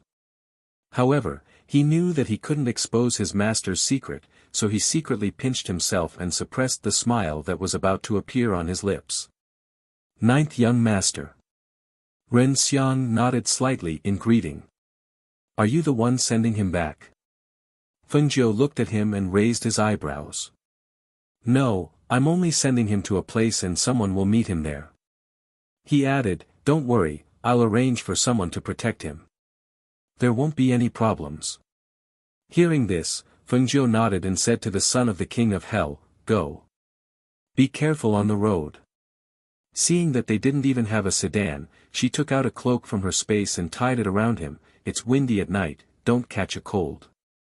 He glanced at her, then walked towards Ren Xiang and turned back. "You can go in." "Okay." She smiled and looked at him deeply. After instructing Ren Xiang to take care of him, she turned and entered the room. The few people outside the courtyard saw that she had returned to her room, then they left on their swords and quietly disappeared into the night. Feng Jiu watched their figures disappear into the night from the window. When he couldn't find any trace of them, he took off his coat and lay down on the bed. However, he didn't sleep that night. The next morning, without giving her father and grandfather a chance to send her off, she left quietly with Leng Shuang, Leng Hua and Tun Yun and headed to Yi Country. A month later, in Yi Country.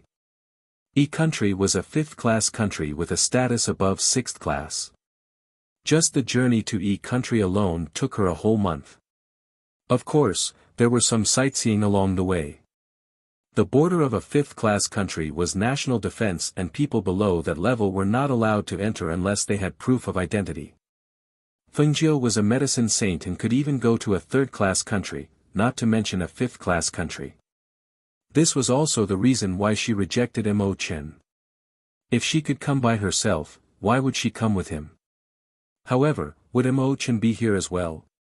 She had heard that his pill refining skills were not low. If he were to participate as well, it would not be easy for her to get first place. However, after thinking about it, he felt that he should have confidence in her 5-elemental pill. After all, such a heaven-defying pill, even if it wasn't a 5th-tier spiritual medicine, it definitely wasn't something an ordinary pill could compare to. Moreover, its value was something that even a 5th-tier spiritual medicine might not be able to compare to. This is the imperial city of the Yi Country. Standing outside the city gate, Feng Jiu looked at the bustling scene inside the city inside. Sure enough, different levels have different prosperity. A 5th-class country is one level higher than a 6th-class country. "Master, let's find a place to stay after entering the city. Then we can walk around and ask for information," Leng Hua said. He was very excited about coming here. "And, let's go. Line up to enter the city." She gestured and joined them in the line, waiting to pay the entrance fee and enter the city.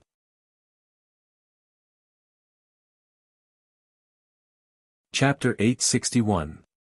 Feng Jiu and the others had not come here because of her identity as a medicine saint, but because they had obtained 3 passes from the black market. Even so, they still had to hand over money if they belonged to another country. There were about 20 people in front of them in the queue. Feng Jiu stood in the middle, with Leng Hua in front and Leng Shuang behind her. Little Tun Yun followed by her feet. The 3 of them were all extremely beautiful. As soon as they appeared, they attracted the attention of many people. In particular, the one standing behind Leng Shuang was a male cultivator. When he saw the black-clothed woman in front of him with her curvaceous figure and stunning profile, he could not help but stare at her with a lustful gaze. Using the jostling of the people behind him, he bumped into Leng Shuang in front of him. When a man bumped into him from behind, Leng Shuang turned around with a cold expression. My apologies, my apologies. I bumped into you from behind," the male cultivator said apologetically. The male cultivator said apologetically, but his eyes were still fixed on her stunning face. When Leng Shuang saw this, he looked away and ignored him. He was lining up to enter the city, so he did not want to cause trouble here. When the man saw this, his gaze shifted. When he saw that she did not say anything and only glanced at him warningly with a cold, beautiful face, he could not help but feel an itch in his heart. He wanted to lust for her again. This time, he planned to take the opportunity to grope her. However, as soon as he had that thought, he heard a lazy voice. It shocked him so much that he stopped and suppressed his lust. Did you chop off the hands of that blind pervert who took advantage of you last time? Or did you cripple his manhood? Feng Jiu turned around and asked Leng Shuang. However, his smiling eyes were fixed on the man behind Leng Shuang. I chopped off his hands, crippled his manhood, and even dug out his eyeballs, Leng Shuang said coldly. His voice was neither loud nor soft, but it was heard by the people around them. For a moment, everyone's gaze fell on them. Some even glanced at the pale-faced male cultivator as if they were watching a good show. They sneered, knowing that the man had kicked a board. The three of them had different temperaments. The red-clothed youth in the middle was young, but he had an unparalleled elegance. He was so dazzling that people couldn't take their eyes off him. Then, they looked at the man and woman behind him. The man's aura was as gentle as water, but it was not something an ordinary guard could possess. The woman in black was filled with killing intent and the man recklessly tried to take advantage of her. 2. Hearing their words and seeing the gazes of the surrounding people, the man's scalp went numb. He couldn't help but take 2 steps back, tactfully keeping a distance from the black-clothed woman in front of him. He didn't dare to look at her, but lowered his head to look at the ground. Next time, if you meet someone who doesn't have eyes, I'll skin him alive. Anyway, that kind of person is shameless. Feng Jiu said these bloodthirsty and cruel words in a serious manner. These words were terrifying to the ears of the cultivators, but to the ears of the commoners, the effect was even more different.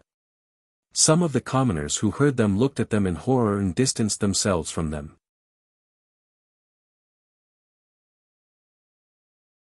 Chapter 862. Unexpectedly, his smile sent chills down everyone's spines.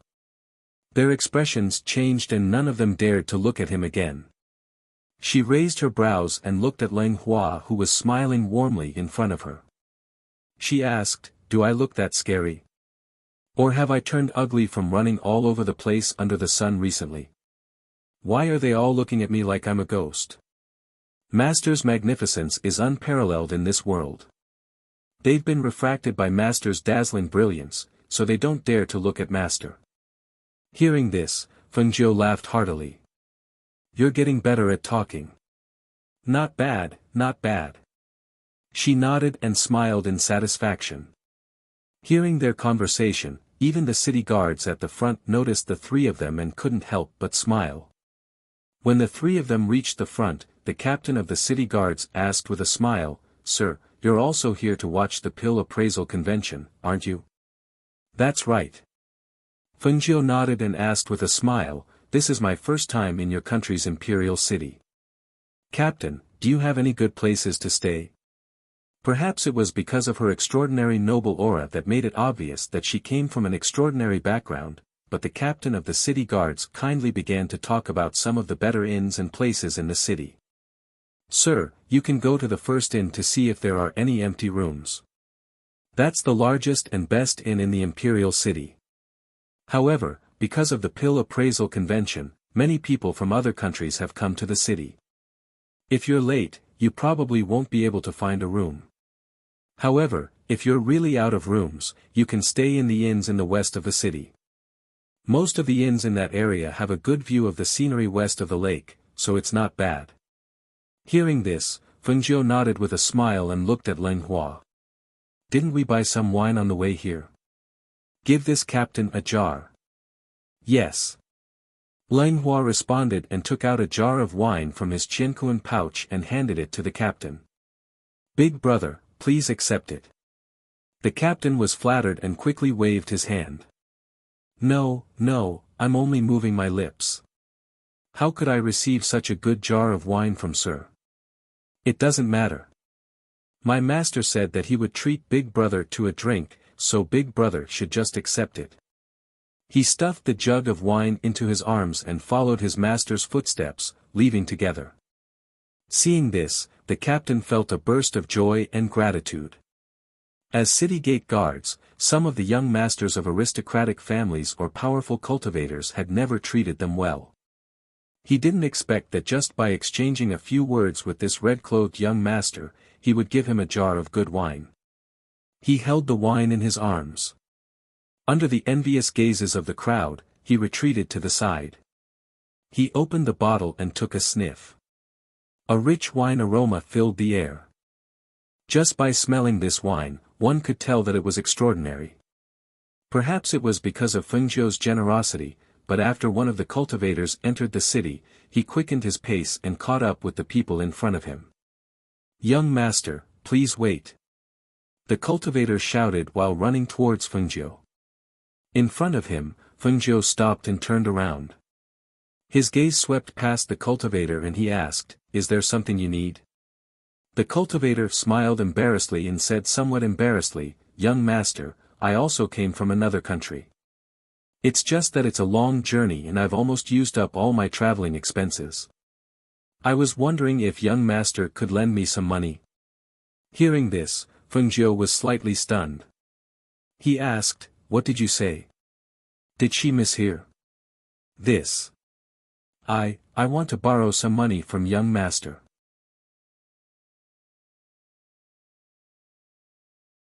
Chapter 863. However, in the next moment, the slightly embarrassed cultivator took out a ginseng from his qiankuan pouch. "Young master, this is an old ginseng. It's a purebred wild ginseng. Just look at the texture, the pattern, and the smell of the ginseng.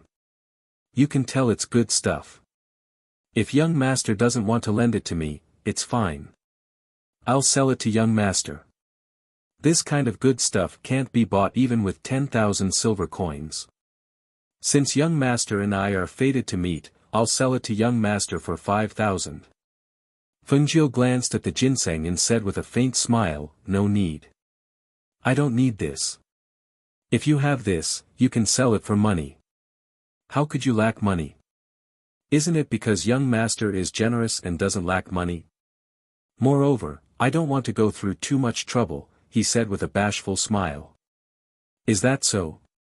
Mo Tiange stroked her chin and asked, "This one is too little. Do you have more? Or, do you have something else?" Upon hearing this, the cultivator's eyes lit up. Yes, yes, yes. I still have a lot. How about we find a place to sit down and talk? Sitting down and talking is too time-consuming. How about this? There aren't many people in the alley ahead. Let's go there and talk. Mo Tiange looked at the alley ahead and gestured. Sure. Young master, please." The cultivator hurriedly made an inviting gesture and walked towards the alley with Mo Tiange. Fengjiu walked into the alley with Leng Shuang and Leng Hua following behind her. The siblings didn't know what she was planning. They glanced at each other and quietly followed her. When they arrived at the alley, the cultivator took out 20 or so precious medicinal ingredients from his qiankuan pouch. Among them, there were several old ginseng. He placed them on the ground and looked at Fengjiu. "Young master, take a look. Tell me which one you like. I'll give you the cheapest price. You even have this?" Fengjiu squatted on the ground and picked up one of the medicinal ingredients with a smile. She put it down and picked up another one to take a look. Finally, after examining each medicinal ingredient, she asked with a smile, "How much do you plan to pay to keep my mouth shut?" Hearing this, the cultivator was stunned. He asked, "What? Selling fake medicine is a serious crime, you've got guts." She cast a sidelong glance at the cultivator. "Speak. How much hush money? If there aren't any benefits, hee." Hearing this, the male cultivator was startled and knew that he had met an expert. He immediately put away the four corners of the cloth on the ground, rolled up the items, and wanted to leave. "What fake medicine? It's fine if you don't want to buy it, but you don't have to slander me like this." However, just as he was about to run, he was blocked by the man and woman. He couldn't help but turn around and glare at the red-clothed youth. "What are you trying to do? Hush money." Her eyes flashed as she said with a smile. "I don't have any money. Do I look like someone who lacks money?" She glanced at him with disdain. "Then what kind of hush money do you want?" he asked with a frown. "Your fake medicine looks quite real. How did you do it? Teach me." As soon as she said this, the male cultivator's eyes widened in disbelief and he glared at her. "You, don't even think about it. Hearing this, she raised her eyebrows. So you're saying that you want me to report you for selling fake medicine? At that time, not only will the imperial family punish you, even the pharmacist guild won't let you off easily.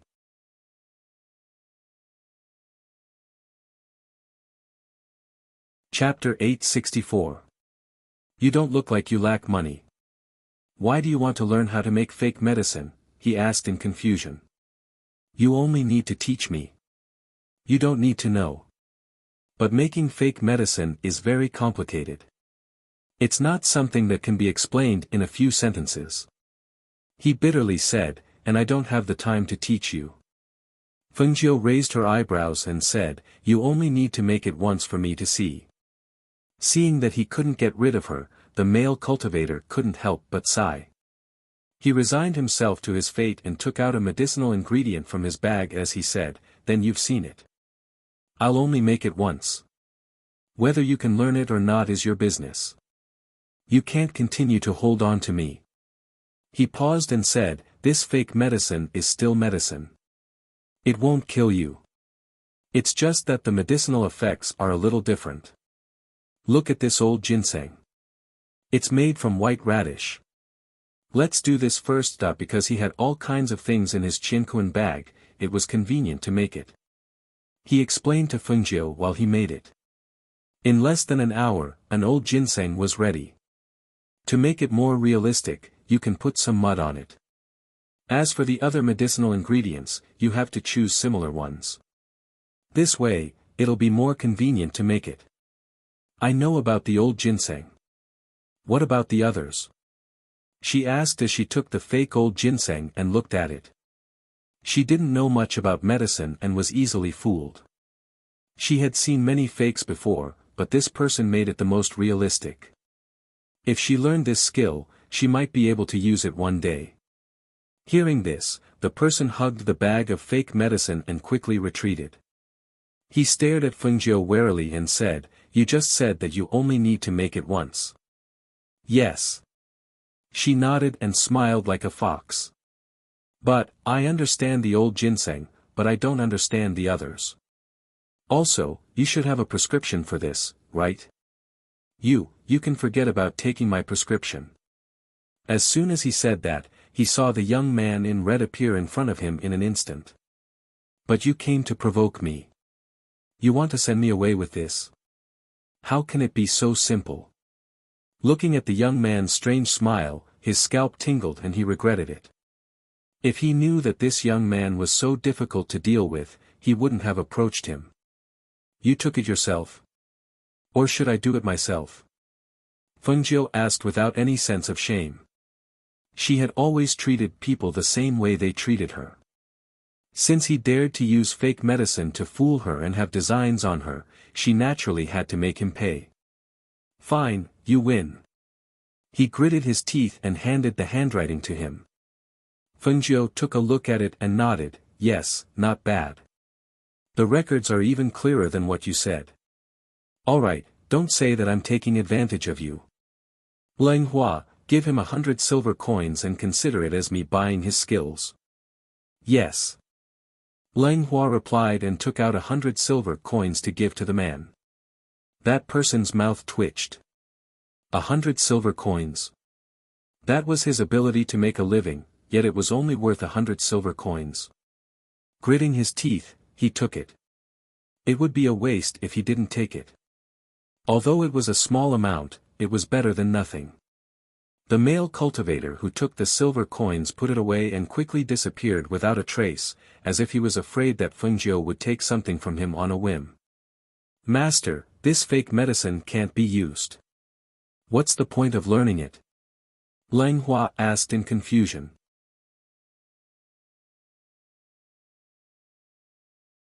Chapter 865. The number one inn in the imperial city, other than being more luxurious than the other inns, the price was naturally not affordable for the average person. It could be said that the people who stayed in this inn were either rich or respectable. Innkeeper, give me 3 rooms. Fengjiu walked in and said to the counter. I'm sorry, young master, the rooms are full. Please look elsewhere. The innkeeper said apologetically. So it's like that. All right then. There's nothing I can do about it. She shrugged and did not mind. Just as she was about to leave with Leng Shuang and Leng Hua, she heard a voice. Red-robed young master, please wait. A middle-aged man walked down from the second floor and called out to Fengjiu. Fengjiu turned around and looked at the middle-aged man. He asked, "You called me?" "Yes." The man nodded and looked at Fengjiu for a while. He smiled and asked, "May I ask if young master's surname is Feng?" "Your given name is Jiu." Hearing this, she raised her eyebrows and replied, "Yes." "Hee, that's right." The middle-aged man smiled and introduced himself, "I'm the head innkeeper of this number 1 inn. Someone has already booked a room for young master a month ago." "Oh. Who booked it for me? Who knew she was coming here? And even booked an inn?" "I don't know. He only sent someone to tell young master's appearance and name. At the same time, he booked 2 sky rooms for young master." The middle-aged man smiled and looked at the innkeeper who was standing behind the counter in a daze. His face darkened. "What are you doing? Didn't you say that the 2 sky rooms belonged to a red-robed young master? Why are you pushing away a guest?" The innkeeper was stunned by the scolding. After a while, he came back to his senses and quickly said, "Head innkeeper, I already received a red-robed young master.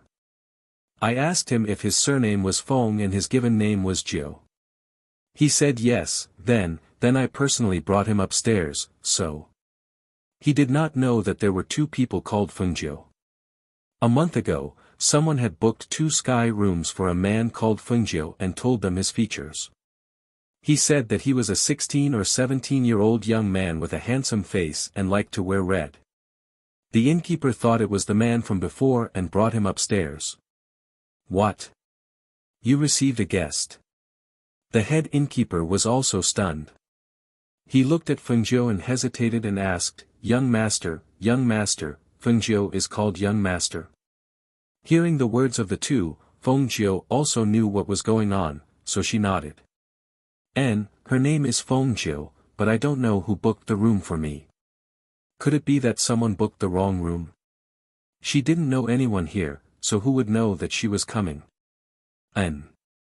Moreover, what made her curious was, who directly admitted that it was Feng Nine who stayed in the inn.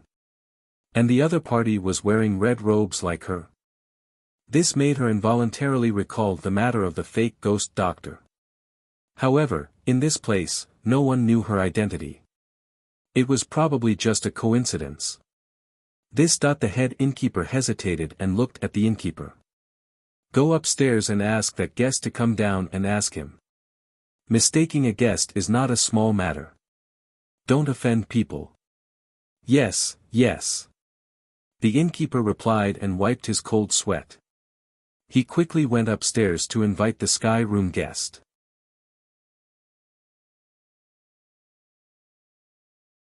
Chapter 866. Hearing this, everyone's expressions changed. The head shopkeeper's expression didn't look too good either. What was the meaning of this? If the red-clothed young man in front of them was Fengjiu, then the one upstairs must be an impostor. But that person wasn't coming down. If the one called Fengjiu left and the one upstairs stayed, if the person who booked the room found out about this, then the responsibility would fall on them. For a moment, he was in a dilemma. Just as he was about to go upstairs himself, he heard the red-clothed young man's voice. "You're the head shopkeeper, right?" Fengjiu looked at the middle-aged man and revealed a smile. Yes, young master. You see. I'm really sorry. I'll go upstairs and take a look," he said apologetically and cupped his hands. Fengjiu smiled and said, "It's fine. I didn't book this room anyway. Also, I don't know who booked it. That person didn't leave a name or anything and I don't want to owe them a favor. Since someone is staying here, then forget it. We'll find another inn to stay in. But, if the person who booked the room can't find young master, The head shopkeeper was a bit hesitant. Although he knew that it was good for them to back down, he was afraid that the person who booked the room would be angry. "It's fine. Let's leave it at that." She waved her hand and turned to leave. But at this time, something flew towards Leng Hua from the second floor. Leng Hua couldn't help but take a few steps back as he was hit by the hidden force of the heavy object. He let out a muffled groan and a trace of blood flowed from the corner of his mouth. Leng Shuang quickly stepped forward to support him. His cold gaze shot towards the second floor. Fengjiu had already turned around and was about to take a step forward. However, when she heard movement behind her, she stopped and turned around. When she saw Leng Hua holding a small bag and blood flowing from the corner of his mouth, she frowned. A trace of coldness flashed through her eyes as she looked towards the second floor. "My master said he wouldn't take advantage of you. Here are 500 gold coins. Take it and find somewhere else to live." On the second floor, a black-clothed woman raised her chin slightly and looked down at Fengjiu's trio with disdain. Seeing this scene, the two shopkeepers at the side frowned. They were also cultivators, so they could naturally see that the red-clothed young master downstairs, Fengjiu, did not have much cultivation. The man and woman beside him had even lower cultivation. One was only a martial grandmaster, while the other was only a beginner martial practitioner. However, the black-clothed woman standing on the second floor was only a follower, but her strength was already at the level of a great spirit master. Even if the three people downstairs were added together, they might not necessarily be her opponent. Knowing that they weren't a match for the woman upstairs, the head shopkeeper was just thinking about how to resolve the situation when he saw the red-robed young man slowly walk forward. Fengjiu came to Leng Hua's side and took the bag from him. He weighed it in his hand and looked at the woman in black on the second floor. His lips curled into a smile. 500 gold coins. Isn't that too little? Hearing this, the two shopkeepers were stunned. The woman in black on the second floor was even more disdainful.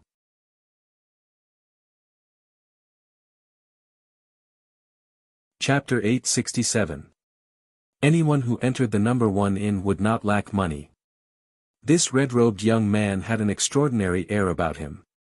With one look, one could tell that he came from a good background. Perhaps he was the son of an aristocratic family, the prince of a small country, or perhaps he was a member of some sect. People like him were usually fighting for their dignity and not for money. Therefore, when they saw that the red-robed young man was complaining that the gold coins in his hand were too little, everyone had different expressions on their faces.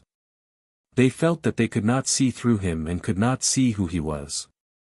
The woman in black on the second floor scoffed and turned to leave. Not long after, she came back out again. This time, she was holding a bag that was even bigger than before and threw it at the red-robed young man.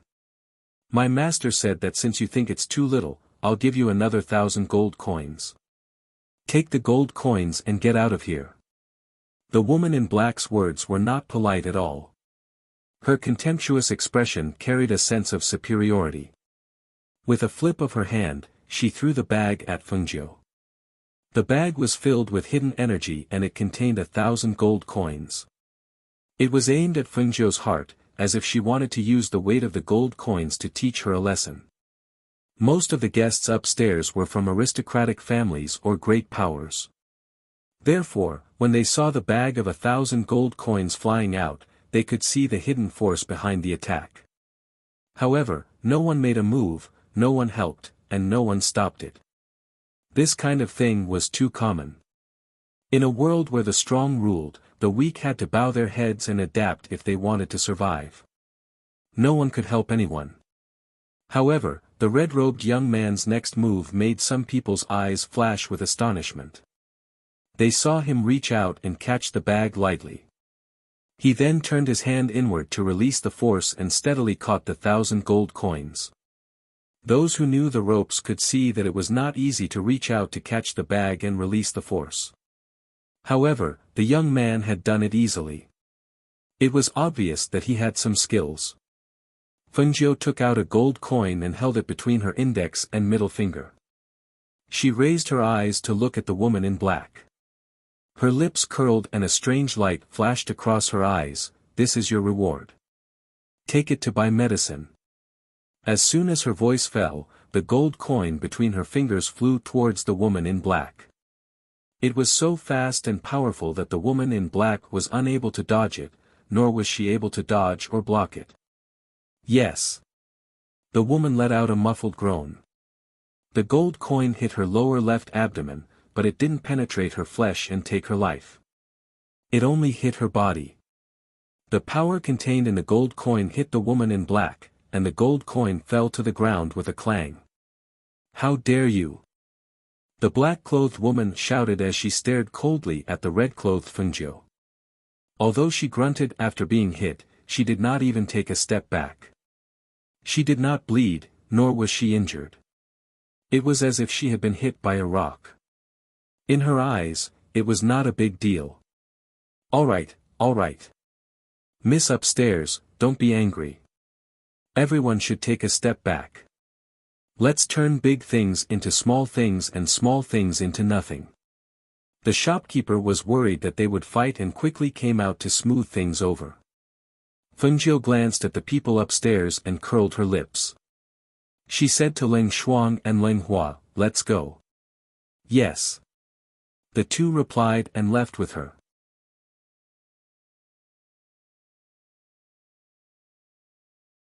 Chapter 868. After leaving the first inn, Feng Jiu brought Leng Shuang and Leng Hua to the west side of the city and checked into an inn there. After entering the room, she gestured to Leng Hua, sit down. I'll take a look at you. Master, I'm fine. It's just a minor injury. He could only blame himself for not being strong enough to be injured. Sit down. As she spoke, she sat down at the table and reached out to check his pulse. After a while, she withdrew her hand and said, it's not very serious. Take some healing medicine and you'll be fine tomorrow. Okay. He responded, revealing a happy smile. Leng Shuang, go downstairs and ask the waiter to bring up some food and wine. We haven't eaten yet. It's almost noon. Hearing his master's words, Leng Shuang nodded, yes. Then he turned and walked out. Master, we've earned 1,500 gold coins for nothing. Leng Hua smiled happily. It seemed that the person who lived in the sky room had a high status. Otherwise, he wouldn't have given out gold coins so easily. Yes. It's a waste not to take it. Although 1,500 gold coins isn't a lot, you can buy a lot of things with it. She said with a smile, took out the 2 bags of gold coins, and pushed the big bag of gold coins in front of him. Take this. Buy whatever you want. If you follow me, you don't have to worry about not having enough money to spend.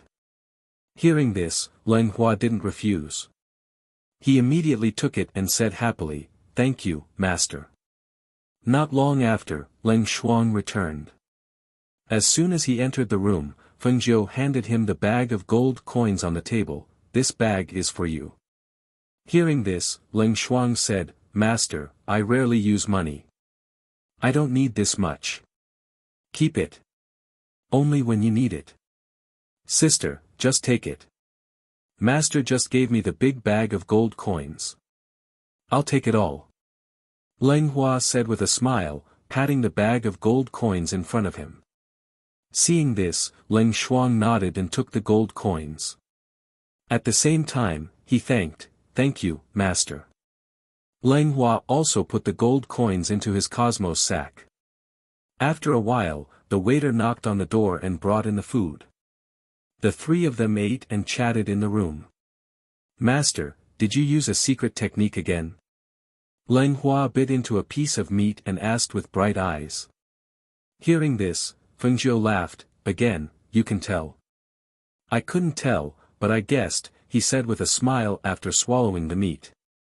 With his master's personality, how could he not be protective? Moreover, he had thrown out a gold coin to buy medicine for that woman. It was definitely not simple. Fengjiu nodded and praised with a smile, and, not bad, not bad. Leng Hua, you are indeed very careful and smart. You can guess that I played a trick when I casually threw out a gold coin. However, even if you know, those people don't. Hee, that woman won't be able to get out of bed tomorrow. She laughed mischievously. I knew it. He proudly raised his head and smiled. Leng Shuang helped Fengjiu pour wine. She, who was always quiet, quietly listened to them talk. There was a trace of gentleness in her eyes. Only when she was with the two of them would she show that kind of gentleness. Most of the time, she was as cold as an ice beauty and was full of killing intent. It made people shudder.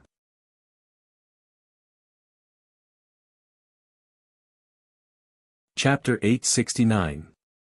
Fengjiu nodded, and, there's still a month until the 3rd of March. Let's gather the information and wait. Leng Hua, accompany your brother and take a stroll around the imperial city. See if there's anything you need to buy. Master, I don't have anything I need to buy.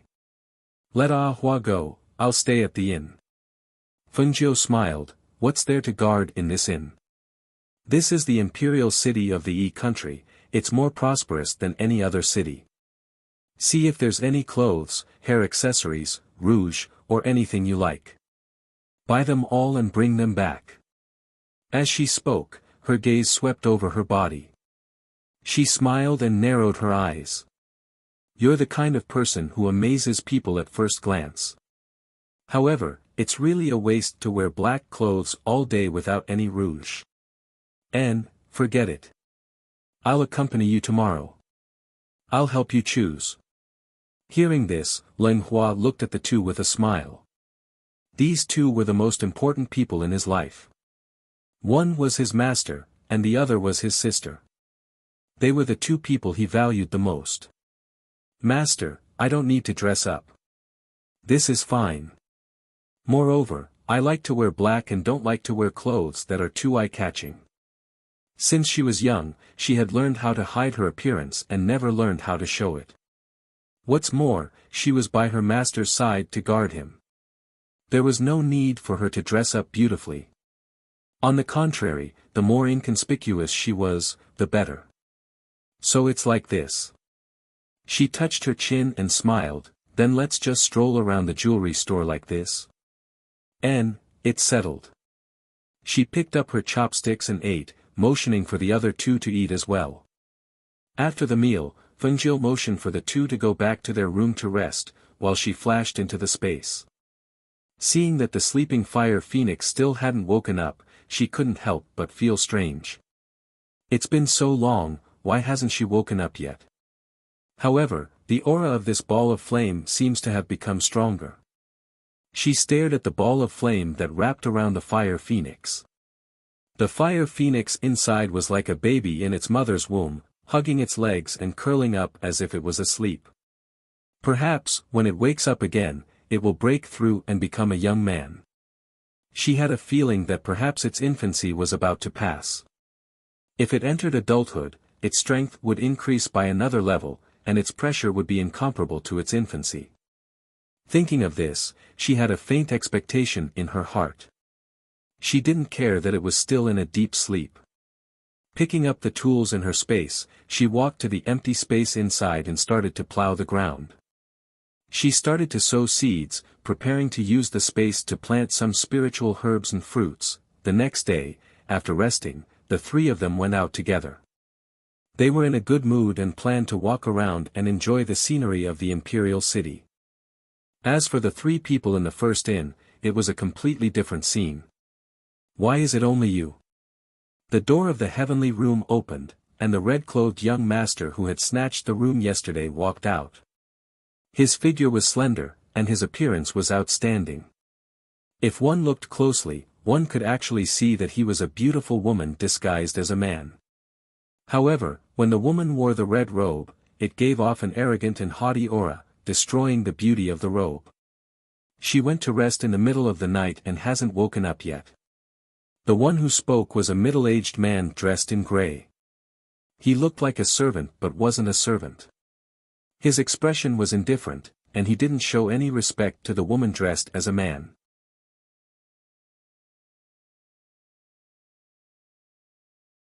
Chapter 870. Lowly Servant. Are you the master or am I the master? How dare you sleep until now? Her gloomy voice was filled with anger. As soon as she spoke, she pulled out a soft whip from her waist and lashed it towards the woman in black on the bed. The woman in black only wore her undergarments to sleep and had woken up a long time ago. However, she felt as if she had been injured somewhere in her body. Even breathing was painful, let alone getting up. When she heard the sound of the door being kicked open, she knew that her master was about to lose her temper again. Thus, she tried to get up. However, after trying twice, she still could not get up. She then saw her master stride in and lashed the whip at her without saying a word. Whoosh! The sound of the whip sliced through the air, bringing with it a swift and fierce air current. With a slap, it landed on the woman on the bed. Only a blood-curdling scream was heard as a streak of blood appeared on the woman's white undergarments. It was clear to see how ruthless her master was and how merciless he was. Master, master. Please calm down. The woman screamed as she was swept to the ground by the whip. She fell to the ground and hugged the red-robed man's leg. Cold sweat seeped out from her forehead. Seeing this, the red-robed man was puzzled. He stared at the pale-faced woman on the ground and asked, "What happened to you?" No matter what, it was impossible for her to be unable to get up after being lashed by the whip, right? The gray-robed man who had followed her in stood by the door and watched silently. He had been sent by her family to protect her. As long as there was no fatal danger, he would not intervene. He had also watched the farce yesterday from the side. However, he had been standing by the back door at the time and did not pay much attention to the gold coin that the red-robed man had thrown at her. Master, this servant is unable to breathe. I can't summon my spiritual power and it's so painful that I can't get out of bed. It's not my intention to make you angry. Please forgive me, Master. Please don't harm your body because of this servant. Even though she had been whipped, the woman's words were still very pleasant to hear. However, it was also because of this that the red-robed man's anger dissipated. After staring at the woman on the ground for a while, he said to the gray-robed middle-aged man behind him, "Help her see what's wrong." Hearing this, the gray-clothed middle-aged man glanced at the woman on the ground before walking forward. He squatted down and checked her pulse. With this check, he couldn't help but be startled and his expression finally changed. If the meridians are injured, the flow of qi and blood will be blocked, and the circulation of qi will be obstructed. If it's light, he will be like a cripple, unable to cultivate and raise qi. If it's heavy, he will die after 3 days. As soon as he finished speaking, the woman on the ground turned pale and terrified. Injured qi meridian? You were fine yesterday. How did you suddenly injure your meridians? The red-clothed young master asked with a gloomy face. After this question, the woman on the ground finally remembered.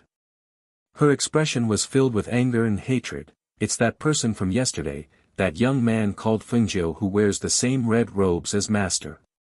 He must be the one who hurt this servant. Didn't you say that the person didn't go upstairs? How did he hurt you? At this moment, the gray-clothed man standing to the side recalled, "Is it that gold coin?" At that time, he only heard a muffled groan, but didn't care. Who would have thought that the gold coin at that time would actually injure a great spirit master's qi meridian? That person's methods were quite good.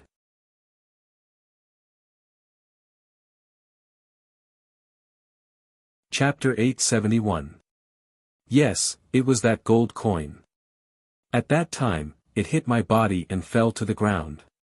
It only hit me once, so I didn't pay much attention to it. I didn't expect that person to hurt my meridians. Master, he didn't just hurt me, he also hurt Master's face. The woman on the ground said anxiously, hoping that her master could help her get revenge and not let that person have an easy time. If her meridians were hurt and could not be healed, then even if she lived, her life would be ruined. A single gold coin can hurt someone to this extent. The red-clothed man looked at the gray-clothed man and asked. That's right. Meridians are the easiest to hurt, but they are also the hardest to hurt because they are limited by time. Every hour, the meridians are different.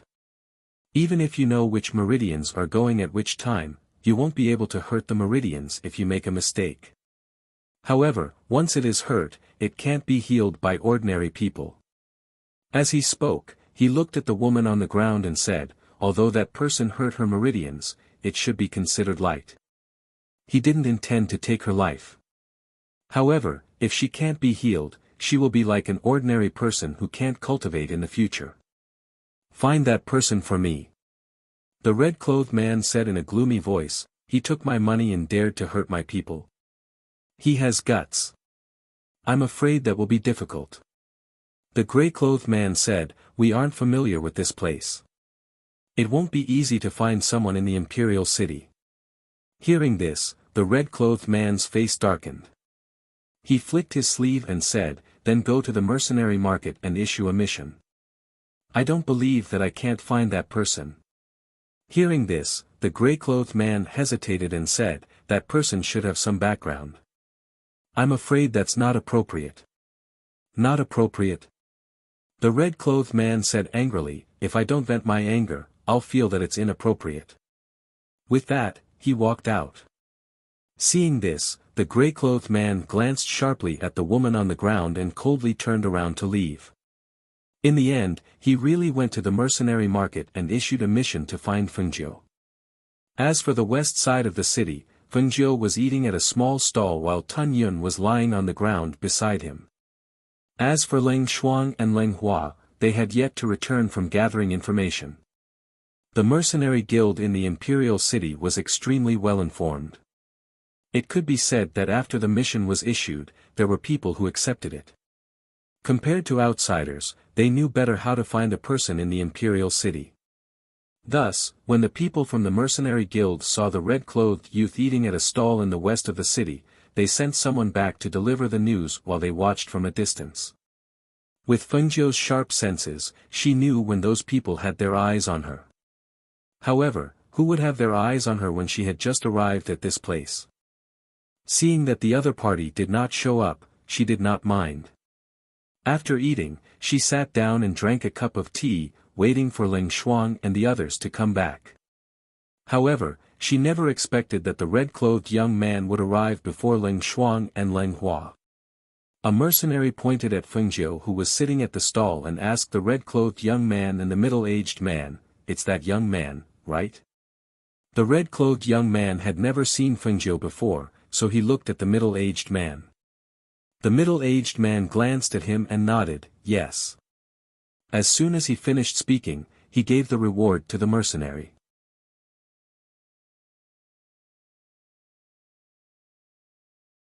Chapter 872. The young man in red walked forward. Before he could even get close to Fengjiu, the whip in his hand lashed out at Fengjiu. At the same time, he cursed, what a blind thing. Whoosh! Fengjiu immediately dodged the whip. He looked at the person in red and could not help but frown. He was not polite when he opened his mouth. Crazy woman, what are you doing? Upon hearing Fengjiu's words, the cross-dressing young man in red was furious. How dare you be so arrogant after hurting my people? See how I'll deal with you. As soon as she finished speaking, she pulled back her whip. At the same time, her spiritual power surged. With a whoosh, the whip lashed out again, aiming for Fengjiu's face. She felt that this young man was even prettier than her, and he was also wearing the same red robes as her. He was really an eyesore. Coupled with the anger in her heart, she wanted to destroy that handsome and flawless face. Upon hearing this and seeing the woman's red clothes, Fengjiu guessed that she was the person who had thrown money at him. However, he did not expect that the young man in red was also a woman in male disguise. However, there were too many flaws in her makeup. He could tell at a glance that she was a woman. With a whoosh, the whip lashed out with spiritual power. With a bang, it broke the small wooden table into two pieces. The couple in the stall was so shocked that they hugged each other and hid behind them. Tun Yun, who was originally lying on the side, stood up when he saw this scene. The round little ball arched its body like a hedgehog, and all the hair on its body stood up. A pair of bloodthirsty and ferocious eyes stared at the arrogant woman in red. A low growl came from its mouth.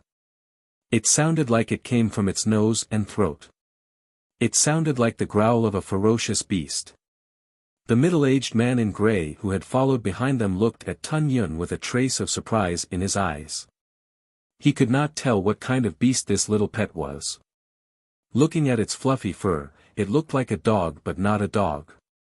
It looked like a lion but not a lion. Bastard, scram!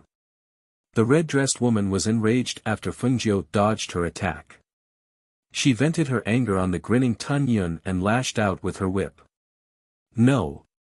The middle-aged man shouted and stopped her from lashing the whip at the pet because he saw the bloodthirsty and ferocious look in the pet's eyes. That kind of light clearly belonged to an extremely ferocious beast.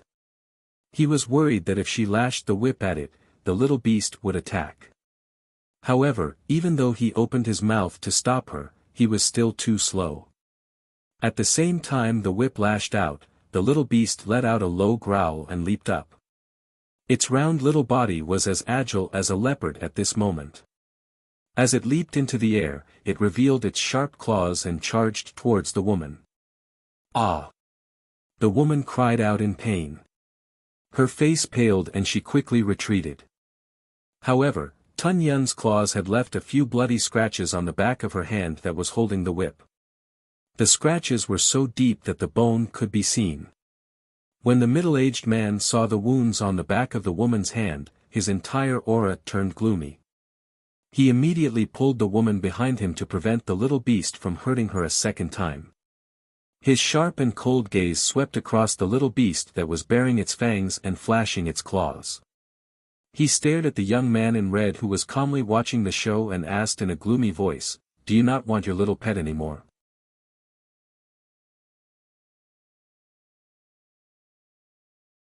Chapter 873. Fengjiu crossed his arms and glanced at him. Then, he glanced at the woman's bloody hand and sneered, "If you didn't provoke it, would it bite you? Kill him." The woman's face revealed a fierce expression. She took out medicine to bandage her wound and ordered the man in gray beside her. "TSK, do you really think the imperial city is yours? Shouting and yelling in the streets and alleys, you're really shameless," Fengjiu said casually. Looking at the woman's furious expression, he curled his lips and revealed a mocking smile. "Even if I kill you, no one will dare to say anything." She simply bandaged the wound on her hand and pulled out her whip again, attacking Fengjiu. Seeing this, Fengjiu's eyes flashed and he coldly snorted, "It seems that if I don't teach you a lesson, you won't learn." As soon as he finished speaking, the red figure dashed out and dodged the woman's whip. In an instant, he appeared behind the woman. With a flick of his hand, he snatched her whip and tore off the woman's red clothes. "These red clothes are really an eyesore when you wear them." "Ah!" The woman cried out in surprise when her clothes were ripped off and she quickly retreated. The man in gray beside her saw this and was about to step forward, but he saw the little beast pounce at him with a low growl. He immediately flicked his sleeve and shouted, "Bastard! Get lost!" A stream of air visible to the naked eye came out from his sleeve. When the people on the street and the shops on both sides of the street thought that the little beast would be swept out, they saw the little beast crouch down and leap towards the middle-aged man. Its sharp claws instantly scratched several bloody marks on the middle-aged man's shoulder. Hiss! The man in gray gasped and his eyes widened in disbelief. He quickly retreated a few steps and stared at the little beast with vigilance and shock. This was not an ordinary little beast. Could it be a sacred beast? But how could a sacred beast be so small? Xiao! Pa! The whip whipped out with a sharp sound and landed on the woman's body. At the same time, a bloody mark appeared and a scream pierced through the sky. Ah! The woman's red clothes had been taken off and she was only wearing her undergarments. At this moment, the burning pain on her body caused her entire face to contort. She stared at the red-clothed youth in panic and anger. I'm from the Shangguan clan of a first-class country, how dare you hurt me? I will exterminate your entire clan. At this point, she was still clamoring, completely unaware that her life was now in Fengjiu's hands. Moreover, distant water could not put out a nearby fire. Even if she announced her family's name, it would be of no use. In truth, it wasn't completely useless. At the very least, some of the surrounding cultivators were secretly calculating after hearing the woman's words. Someone asked, is it the Shangguan clan, the aristocratic alchemist clan of a first-class country? Not bad. The woman replied proudly, this time, my family sent me to participate in the pill appraisal convention. If any of you can help me kill this bastard, I'll make sure he doesn't have to worry about pills. Hearing this, the eyes of the surrounding cultivators lit up. It was a good opportunity to establish a relationship with the alchemy aristocrat. No matter what, they would definitely be able to obtain extraordinary pills.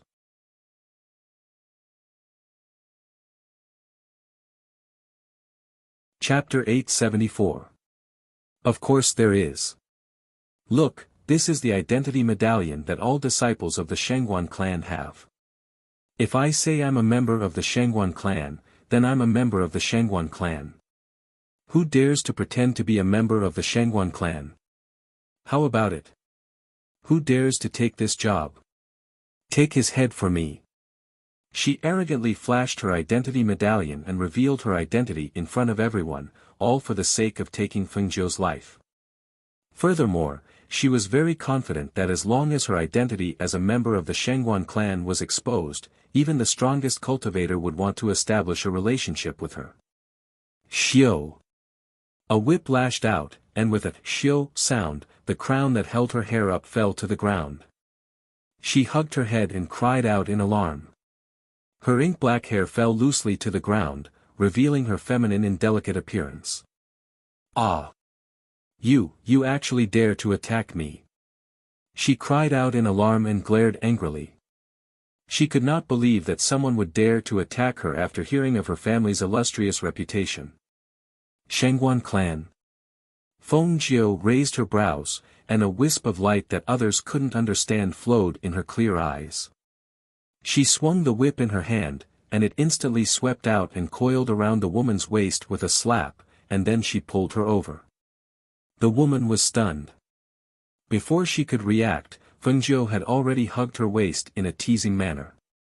He even used the hand holding the whip to gently lift her chin. You're really from the Shangguan clan?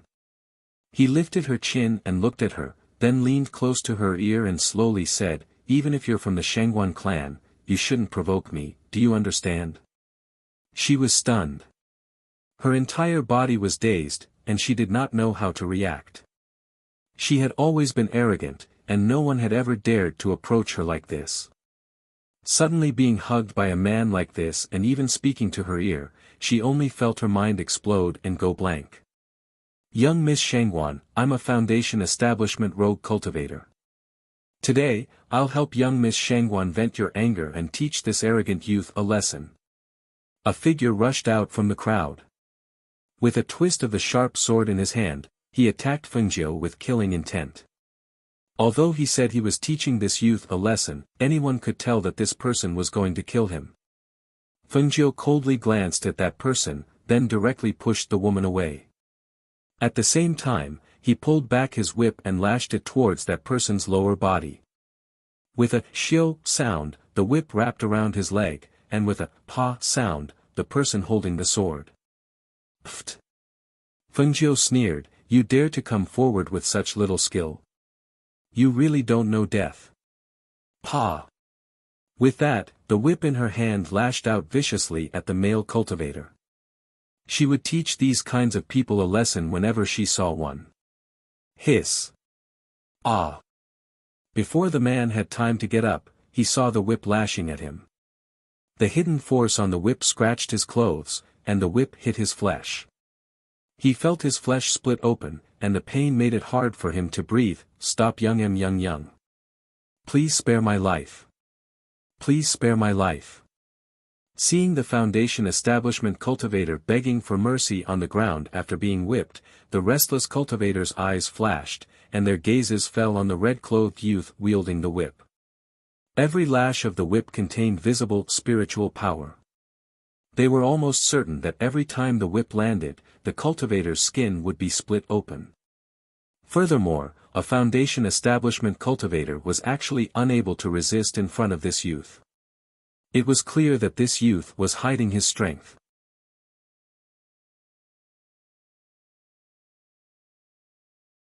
Chapter 875.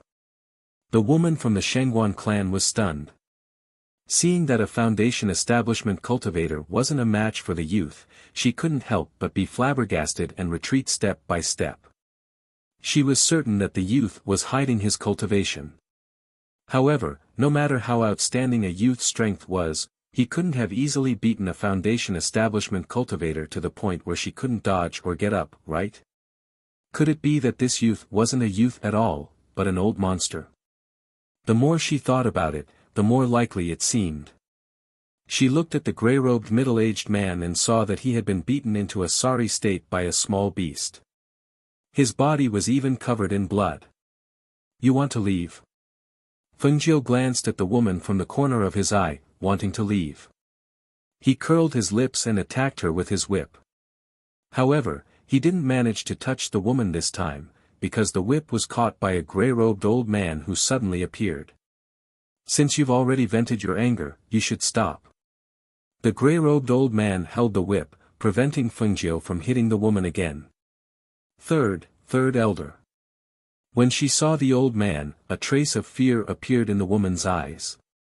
She restrained her arrogance and stood respectfully behind the old man, not daring to move. When the gray-robed man saw the old man, his heart sank. He quickly withdrew his hand and retreated behind the old man. Greetings, third elder. Humph. The old man harumphed. His sharp gaze swept past the woman and landed on the middle-aged man. I told you to follow me, and you followed me like this? She's not sensible, and you're not sensible either. How absurd. The two were scolded, but they didn't dare to retort. They could only lower their heads and listen. When Fengjiu saw this, his eyes flickered. He sized up the old man and saw that he was a nascent soul cultivator. Furthermore, from their words, it seemed that this old man was an elder of the Shengguan clan. What are you standing there for? Hurry up and apologize to young Master Feng. The old man shouted at the two people standing behind him. Third elder, you clearly. That woman was unwilling to accept this, but before she could finish her words, she met that pair of stern eyes. She could not help but lower her head and swallow the words that were about to come out of her mouth. She looked at Fengjiu and gritted her teeth. I'm sorry. Young Master Feng, please forgive our rudeness. The gray-clothed man stepped forward and bowed. He did not dare to disobey the third elder's words. Excuse me, young master. The old man nodded slightly and said to Fengjiu. Seeing this, Fengjiu did not say anything. He raised his hand and threw the whip back. All right, this young master is magnanimous and will not bicker with a lowly person. She turned around and walked over to the stall. She gave the couple 2 gold coins as compensation for the broken table and asked them to bring another pot of tea. Only then did she call Tunyon back. She walked over to the unbroken table and sat down. You two go back first. The old man turned around and said to the two of them, indicating for them to leave first. Yes. The two of them didn't dare to say anything else. After answering, they returned to the inn. After the two of them left, the old man stepped forward and came to Fengjiu's table. He looked at his handsome face and asked with a smile, "Young Master Feng, may this old man sit down?" Fengjiu glanced at him and asked, "What do you want?" This old man looked at her with a strange gaze.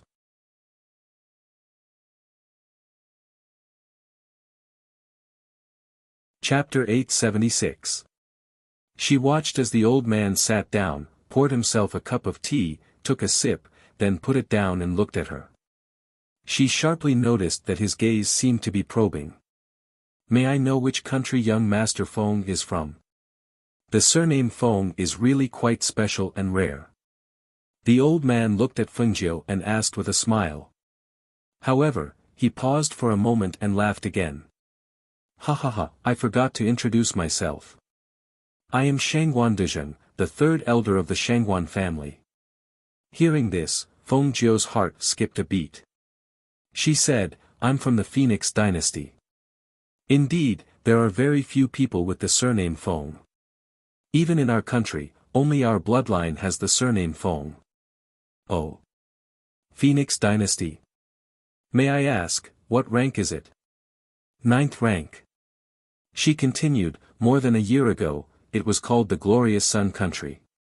The old man's expression changed when he heard this. He looked at Fengjiu with a strange gaze. "I see." Due to the difference in rank and distance between countries, he did not know much about some dynasties. In fact, he had never even heard of them, especially when there were too many ninth-rank countries. Young Master Feng is also here to participate in the Pill Appraisal Convention on the 3rd of March. Could it be that young Master Feng is also an alchemist? He asked casually while stroking his beard. She took a sip of tea and said casually, "As far as I know, the Pill Appraisal Convention of the E country's imperial city doesn't stipulate that only alchemists can participate. On the contrary, as long as one has a pill in hand, they can participate." "That's right. The Pill Appraisal Convention is to appraise pills, not to select an alchemist. It's also not a competition between alchemists. Therefore, as long as the quality of the pill is outstanding, anyone can participate." Speaking of this, he smiled and continued, "I believe young Master Feng also knows that our Shangguan family is an alchemy family. In fact, this time I secretly followed you here not only to make sure the juniors don't cause trouble, but also to recruit some talented alchemists. If young Master Feng is an alchemist, you can come to our Shangguan family to give it a try." Fengjiu smiled faintly but did not say anything. The old man didn't say anything else when he saw this. Instead, he sat for a while and chatted for a while before standing up and taking his leave. Fengjiu supported her cheek with one hand and tapped the table with the other. A faint light flashed through her clear eyes as she looked in the direction that the old man left. No one knew what she was thinking. "Master." Leng Shuang and Leng Hua quickly walked back. They rushed back because they heard that there was a fight here. But when they saw that their master was fine, they felt relieved. "You're back." She glanced at the two of them and asked, "How did the investigation go?" "Master, many people from other countries have come to the Pill Appraisal Convention in the E country's imperial city. Some of them are from aristocratic families and imperial families from first-tier countries. We heard that among the alchemists who will be appraising pills, aside from the alchemists sent by the Shangguan family from a first-tier country, there is also the Tianji elder's disciple, young Master Mo Chen." Leng Hua paused for a moment before continuing, "The Pill Appraisal Convention will be held at the Pill Appraisal Hall. Aside from status, those who wish to enter must also have at least a third-tier pill in hand. Those with pills below the third tier cannot enter and the security will be extremely tight. Also,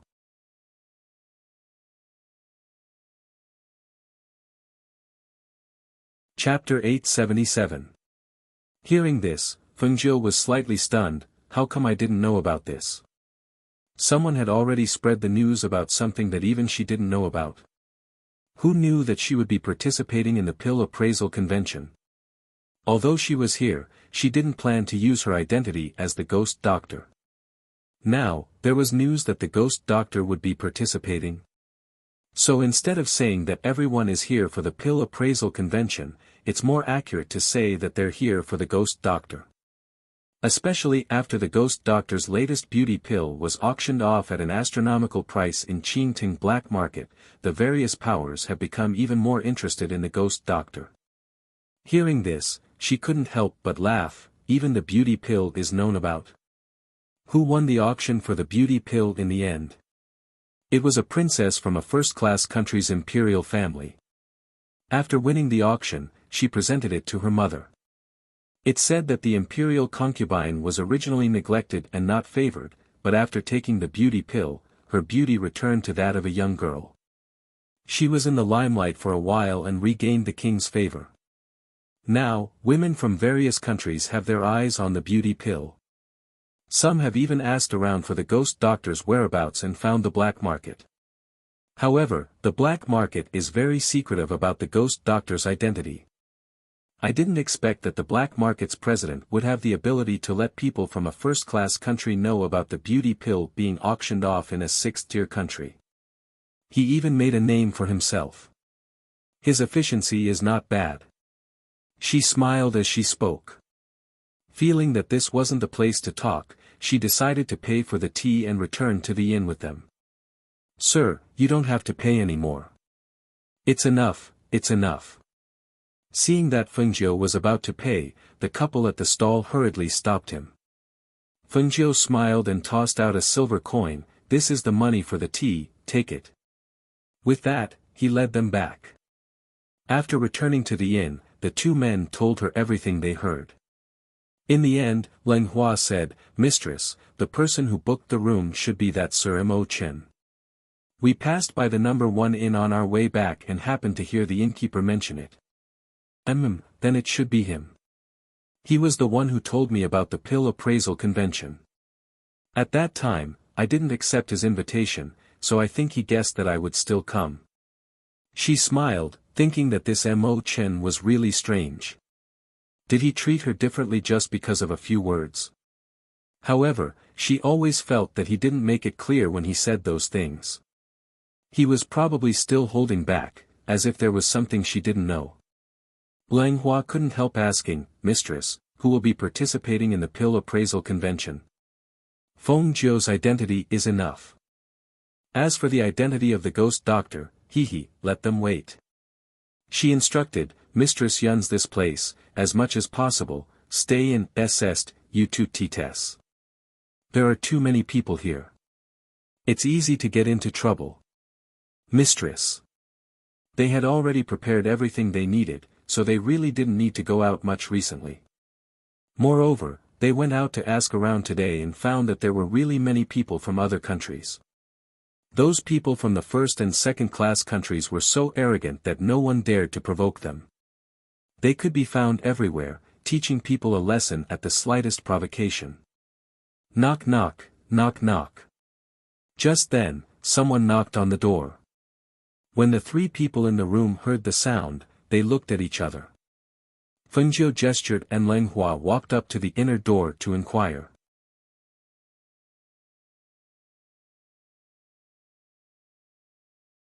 Chapter 878. Is Master Feng inside? This Du has come to pay his respects. The voice from outside sounded like a middle-aged man. Leng Hua looked back at Fengjiu. Seeing her nod, he opened the door. As soon as the door was opened, he saw three people standing outside. One of them was a middle-aged man, while the other two were old. "Who are you?" Leng Hua stood by the door and asked. "We're from the black market." The middle-aged man answered, looking inside with a hint of excitement. Hearing that they were from the black market, Leng Hua was startled. Then he heard his master's voice from inside. "Let them in. Please come in." Leng Hua turned slightly and invited the three people in. At this time, Leng Shuang walked out of the room and stood guard outside. Seeing this, Leng Hua followed the three people in and stood behind his master. "Master Feng, I'm the president of the black market. My surname is Du. These two are the elders of the black market." When we heard that Master Feng was here, we specially came to pay our respects." As the middle-aged man spoke, he cupped his hands and bowed to the youth sitting at the table. "You knew that I was here?" Fengjiu raised her eyebrows and looked at the three. "You know who I am?" Hearing this, the three people's eyes flashed. "Master Feng is the holder of the Black Order in our black market. All the higher-ups of the black market know Master Feng's identity. Since you know, don't you know that there are many pairs of eyes watching? Yet you came here to see me. Are you deliberately causing trouble for me?" Her voice was cold, and there was a trace of displeasure on her face. Hearing this, the three of them hurriedly said, "We don't dare to cause trouble for young master. We came here to avoid being noticed by others." "Young master, don't worry, no one will notice. However, other than visiting young master today, we also have something to report to young master." Fengjiu glanced at them and said, "Speak." Recently, due to the sky-high price of the beauty pill, it has attracted the attention of many forces. Many forces are already looking for the whereabouts of the ghost doctor. Because the ghost doctor once removed her mask in the Qingtang kingdom, many people have seen her appearance. According to what we know, some forces already have a portrait of the ghost doctor. Hearing this, she gently tapped her hand on the table, making a knocking sound. She asked casually, "In other words, my identity is about to be exposed?" As for the exposure of the ghost doctor's identity, it wasn't that she hadn't thought about it. After all, when she had taken off her mask back then, she had already expected this to happen. However, the power of the black market was still very strong. After concealing this news for so long, it was about time. Yes, someone from a first-class country is involved in the investigation. We can't hide this for long. It doesn't matter if it's exposed. Just make sure that no one dares to touch my country." She stared at the president of the black market and said. Hearing this, the president of the black market smiled, "Don't worry, Master Feng. With the protection of the black market, even a first-class country wouldn't dare to offend you." Fengjiu glanced at the three of them and asked, "Where did the news of the ghost doctor participating in the pill appraisal convention come from?" "The news didn't come from the black market. We're currently investigating. However, it's very likely that it came from the Yi Kingdom's imperial family."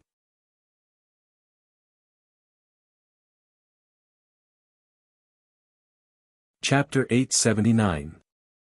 They chatted in the room for about an hour before leaving. Perhaps it was just as they said, they came in a low-key manner and did not attract the attention of other forces. Therefore, no one came to disturb Fengjiu during this period of time. In the following period of time, the three of them rarely left the inn. When Fengjiu and Leng Hua were practicing, Leng Shuang was responsible for guarding them and not allowing anyone to disturb them. She was now a great martial mentor and a monk at the peak of the Black Realm. She only needed an opportunity to enter the martial grandmaster realm. Her master had given her a bottle of potion that could help her break through. However, she did not want to break through during this period of time because she had not been in the peak stage for long. Therefore, she listened to her master and waited until everything was ready. Leng Hua devoted himself to practicing and practiced whenever he had time.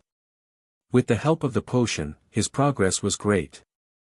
As for Fengjiu, when he was practicing in the space, he did not forget to turn over the soil, plant the herbs, and water the plants. Time passed quickly. Finally, it was the third day of March. For the various forces in the imperial city, this day was exciting and anticipated. For the common people who only wanted 3 meals a day, this day was livelier than usual. Fengjiu and the other two went to the alchemy hall early in the morning. When they arrived, there was already a long queue. The three of them did not line up. Instead, they entered through the back door with a token given to them by the black market president. After entering, they saw that the interior of the alchemy hall was very large and could accommodate nearly 1,000 people. The alchemy appraisal platform was about 1 meter above the ground. In addition to the seats in the hall, there were also 10 VIP rooms. Because there were so many people, no one noticed Fengjiu and the other two. They all found their seats according to the tokens in their hands and sat down, waiting for the alchemy appraisal convention to begin. After some of them sat down, they began to talk. I heard that the ghost doctor will be here too. Moreover, the number 1 heaven room was specially reserved for him. I heard that he is just a young man. That's incredible. Besides being a pharmacist, he is also an alchemist. That's right. Comparisons are odious. I heard that many powers have come for the ghost doctor today. Among them, there are many powers from first-class countries. It seems that even the royal family has come. Other than the first room, there is one room that belongs to the royal family of our country. The other 8 rooms are all occupied by people from first-class countries. That's normal. Even if it's just a family from a first-class country, their status is still extraordinary. Look, the pill appraisers today are all heavyweights. Other than the Shengguan family's elder, there's also Elder Tianji's disciple, a pill saint, and that they entered through the back door and went upstairs directly from the back, almost avoiding the people downstairs. Therefore, when the 3 of them walked into Sky Room number 1, many people still didn't know that there was someone in the room. However, when some of the people who were paying attention saw Fengjiu and the other 2 enter Room 1, their eyes lit up. Some of them even took out a portrait and compared it on the spot. The portrait of the ghost doctor could be said to have been obtained by these powers first. And the red-robed young man from earlier looked exactly like the person in the portrait. It's him, right? A middle-aged man whispered to the old man beside him. Yes, there should be no mistake. The old man nodded. You're tuning into the Han Li's Wuxia Adventures YouTube channel. We're so grateful for your support, and don't forget to subscribe to join us on this incredible journey through captivating stories. Your generosity through donations truly makes a world of difference, as it's the primary source of revenue that allows me to expand and enhance this channel for you. Thank you from the bottom of my heart for being a part of this adventure.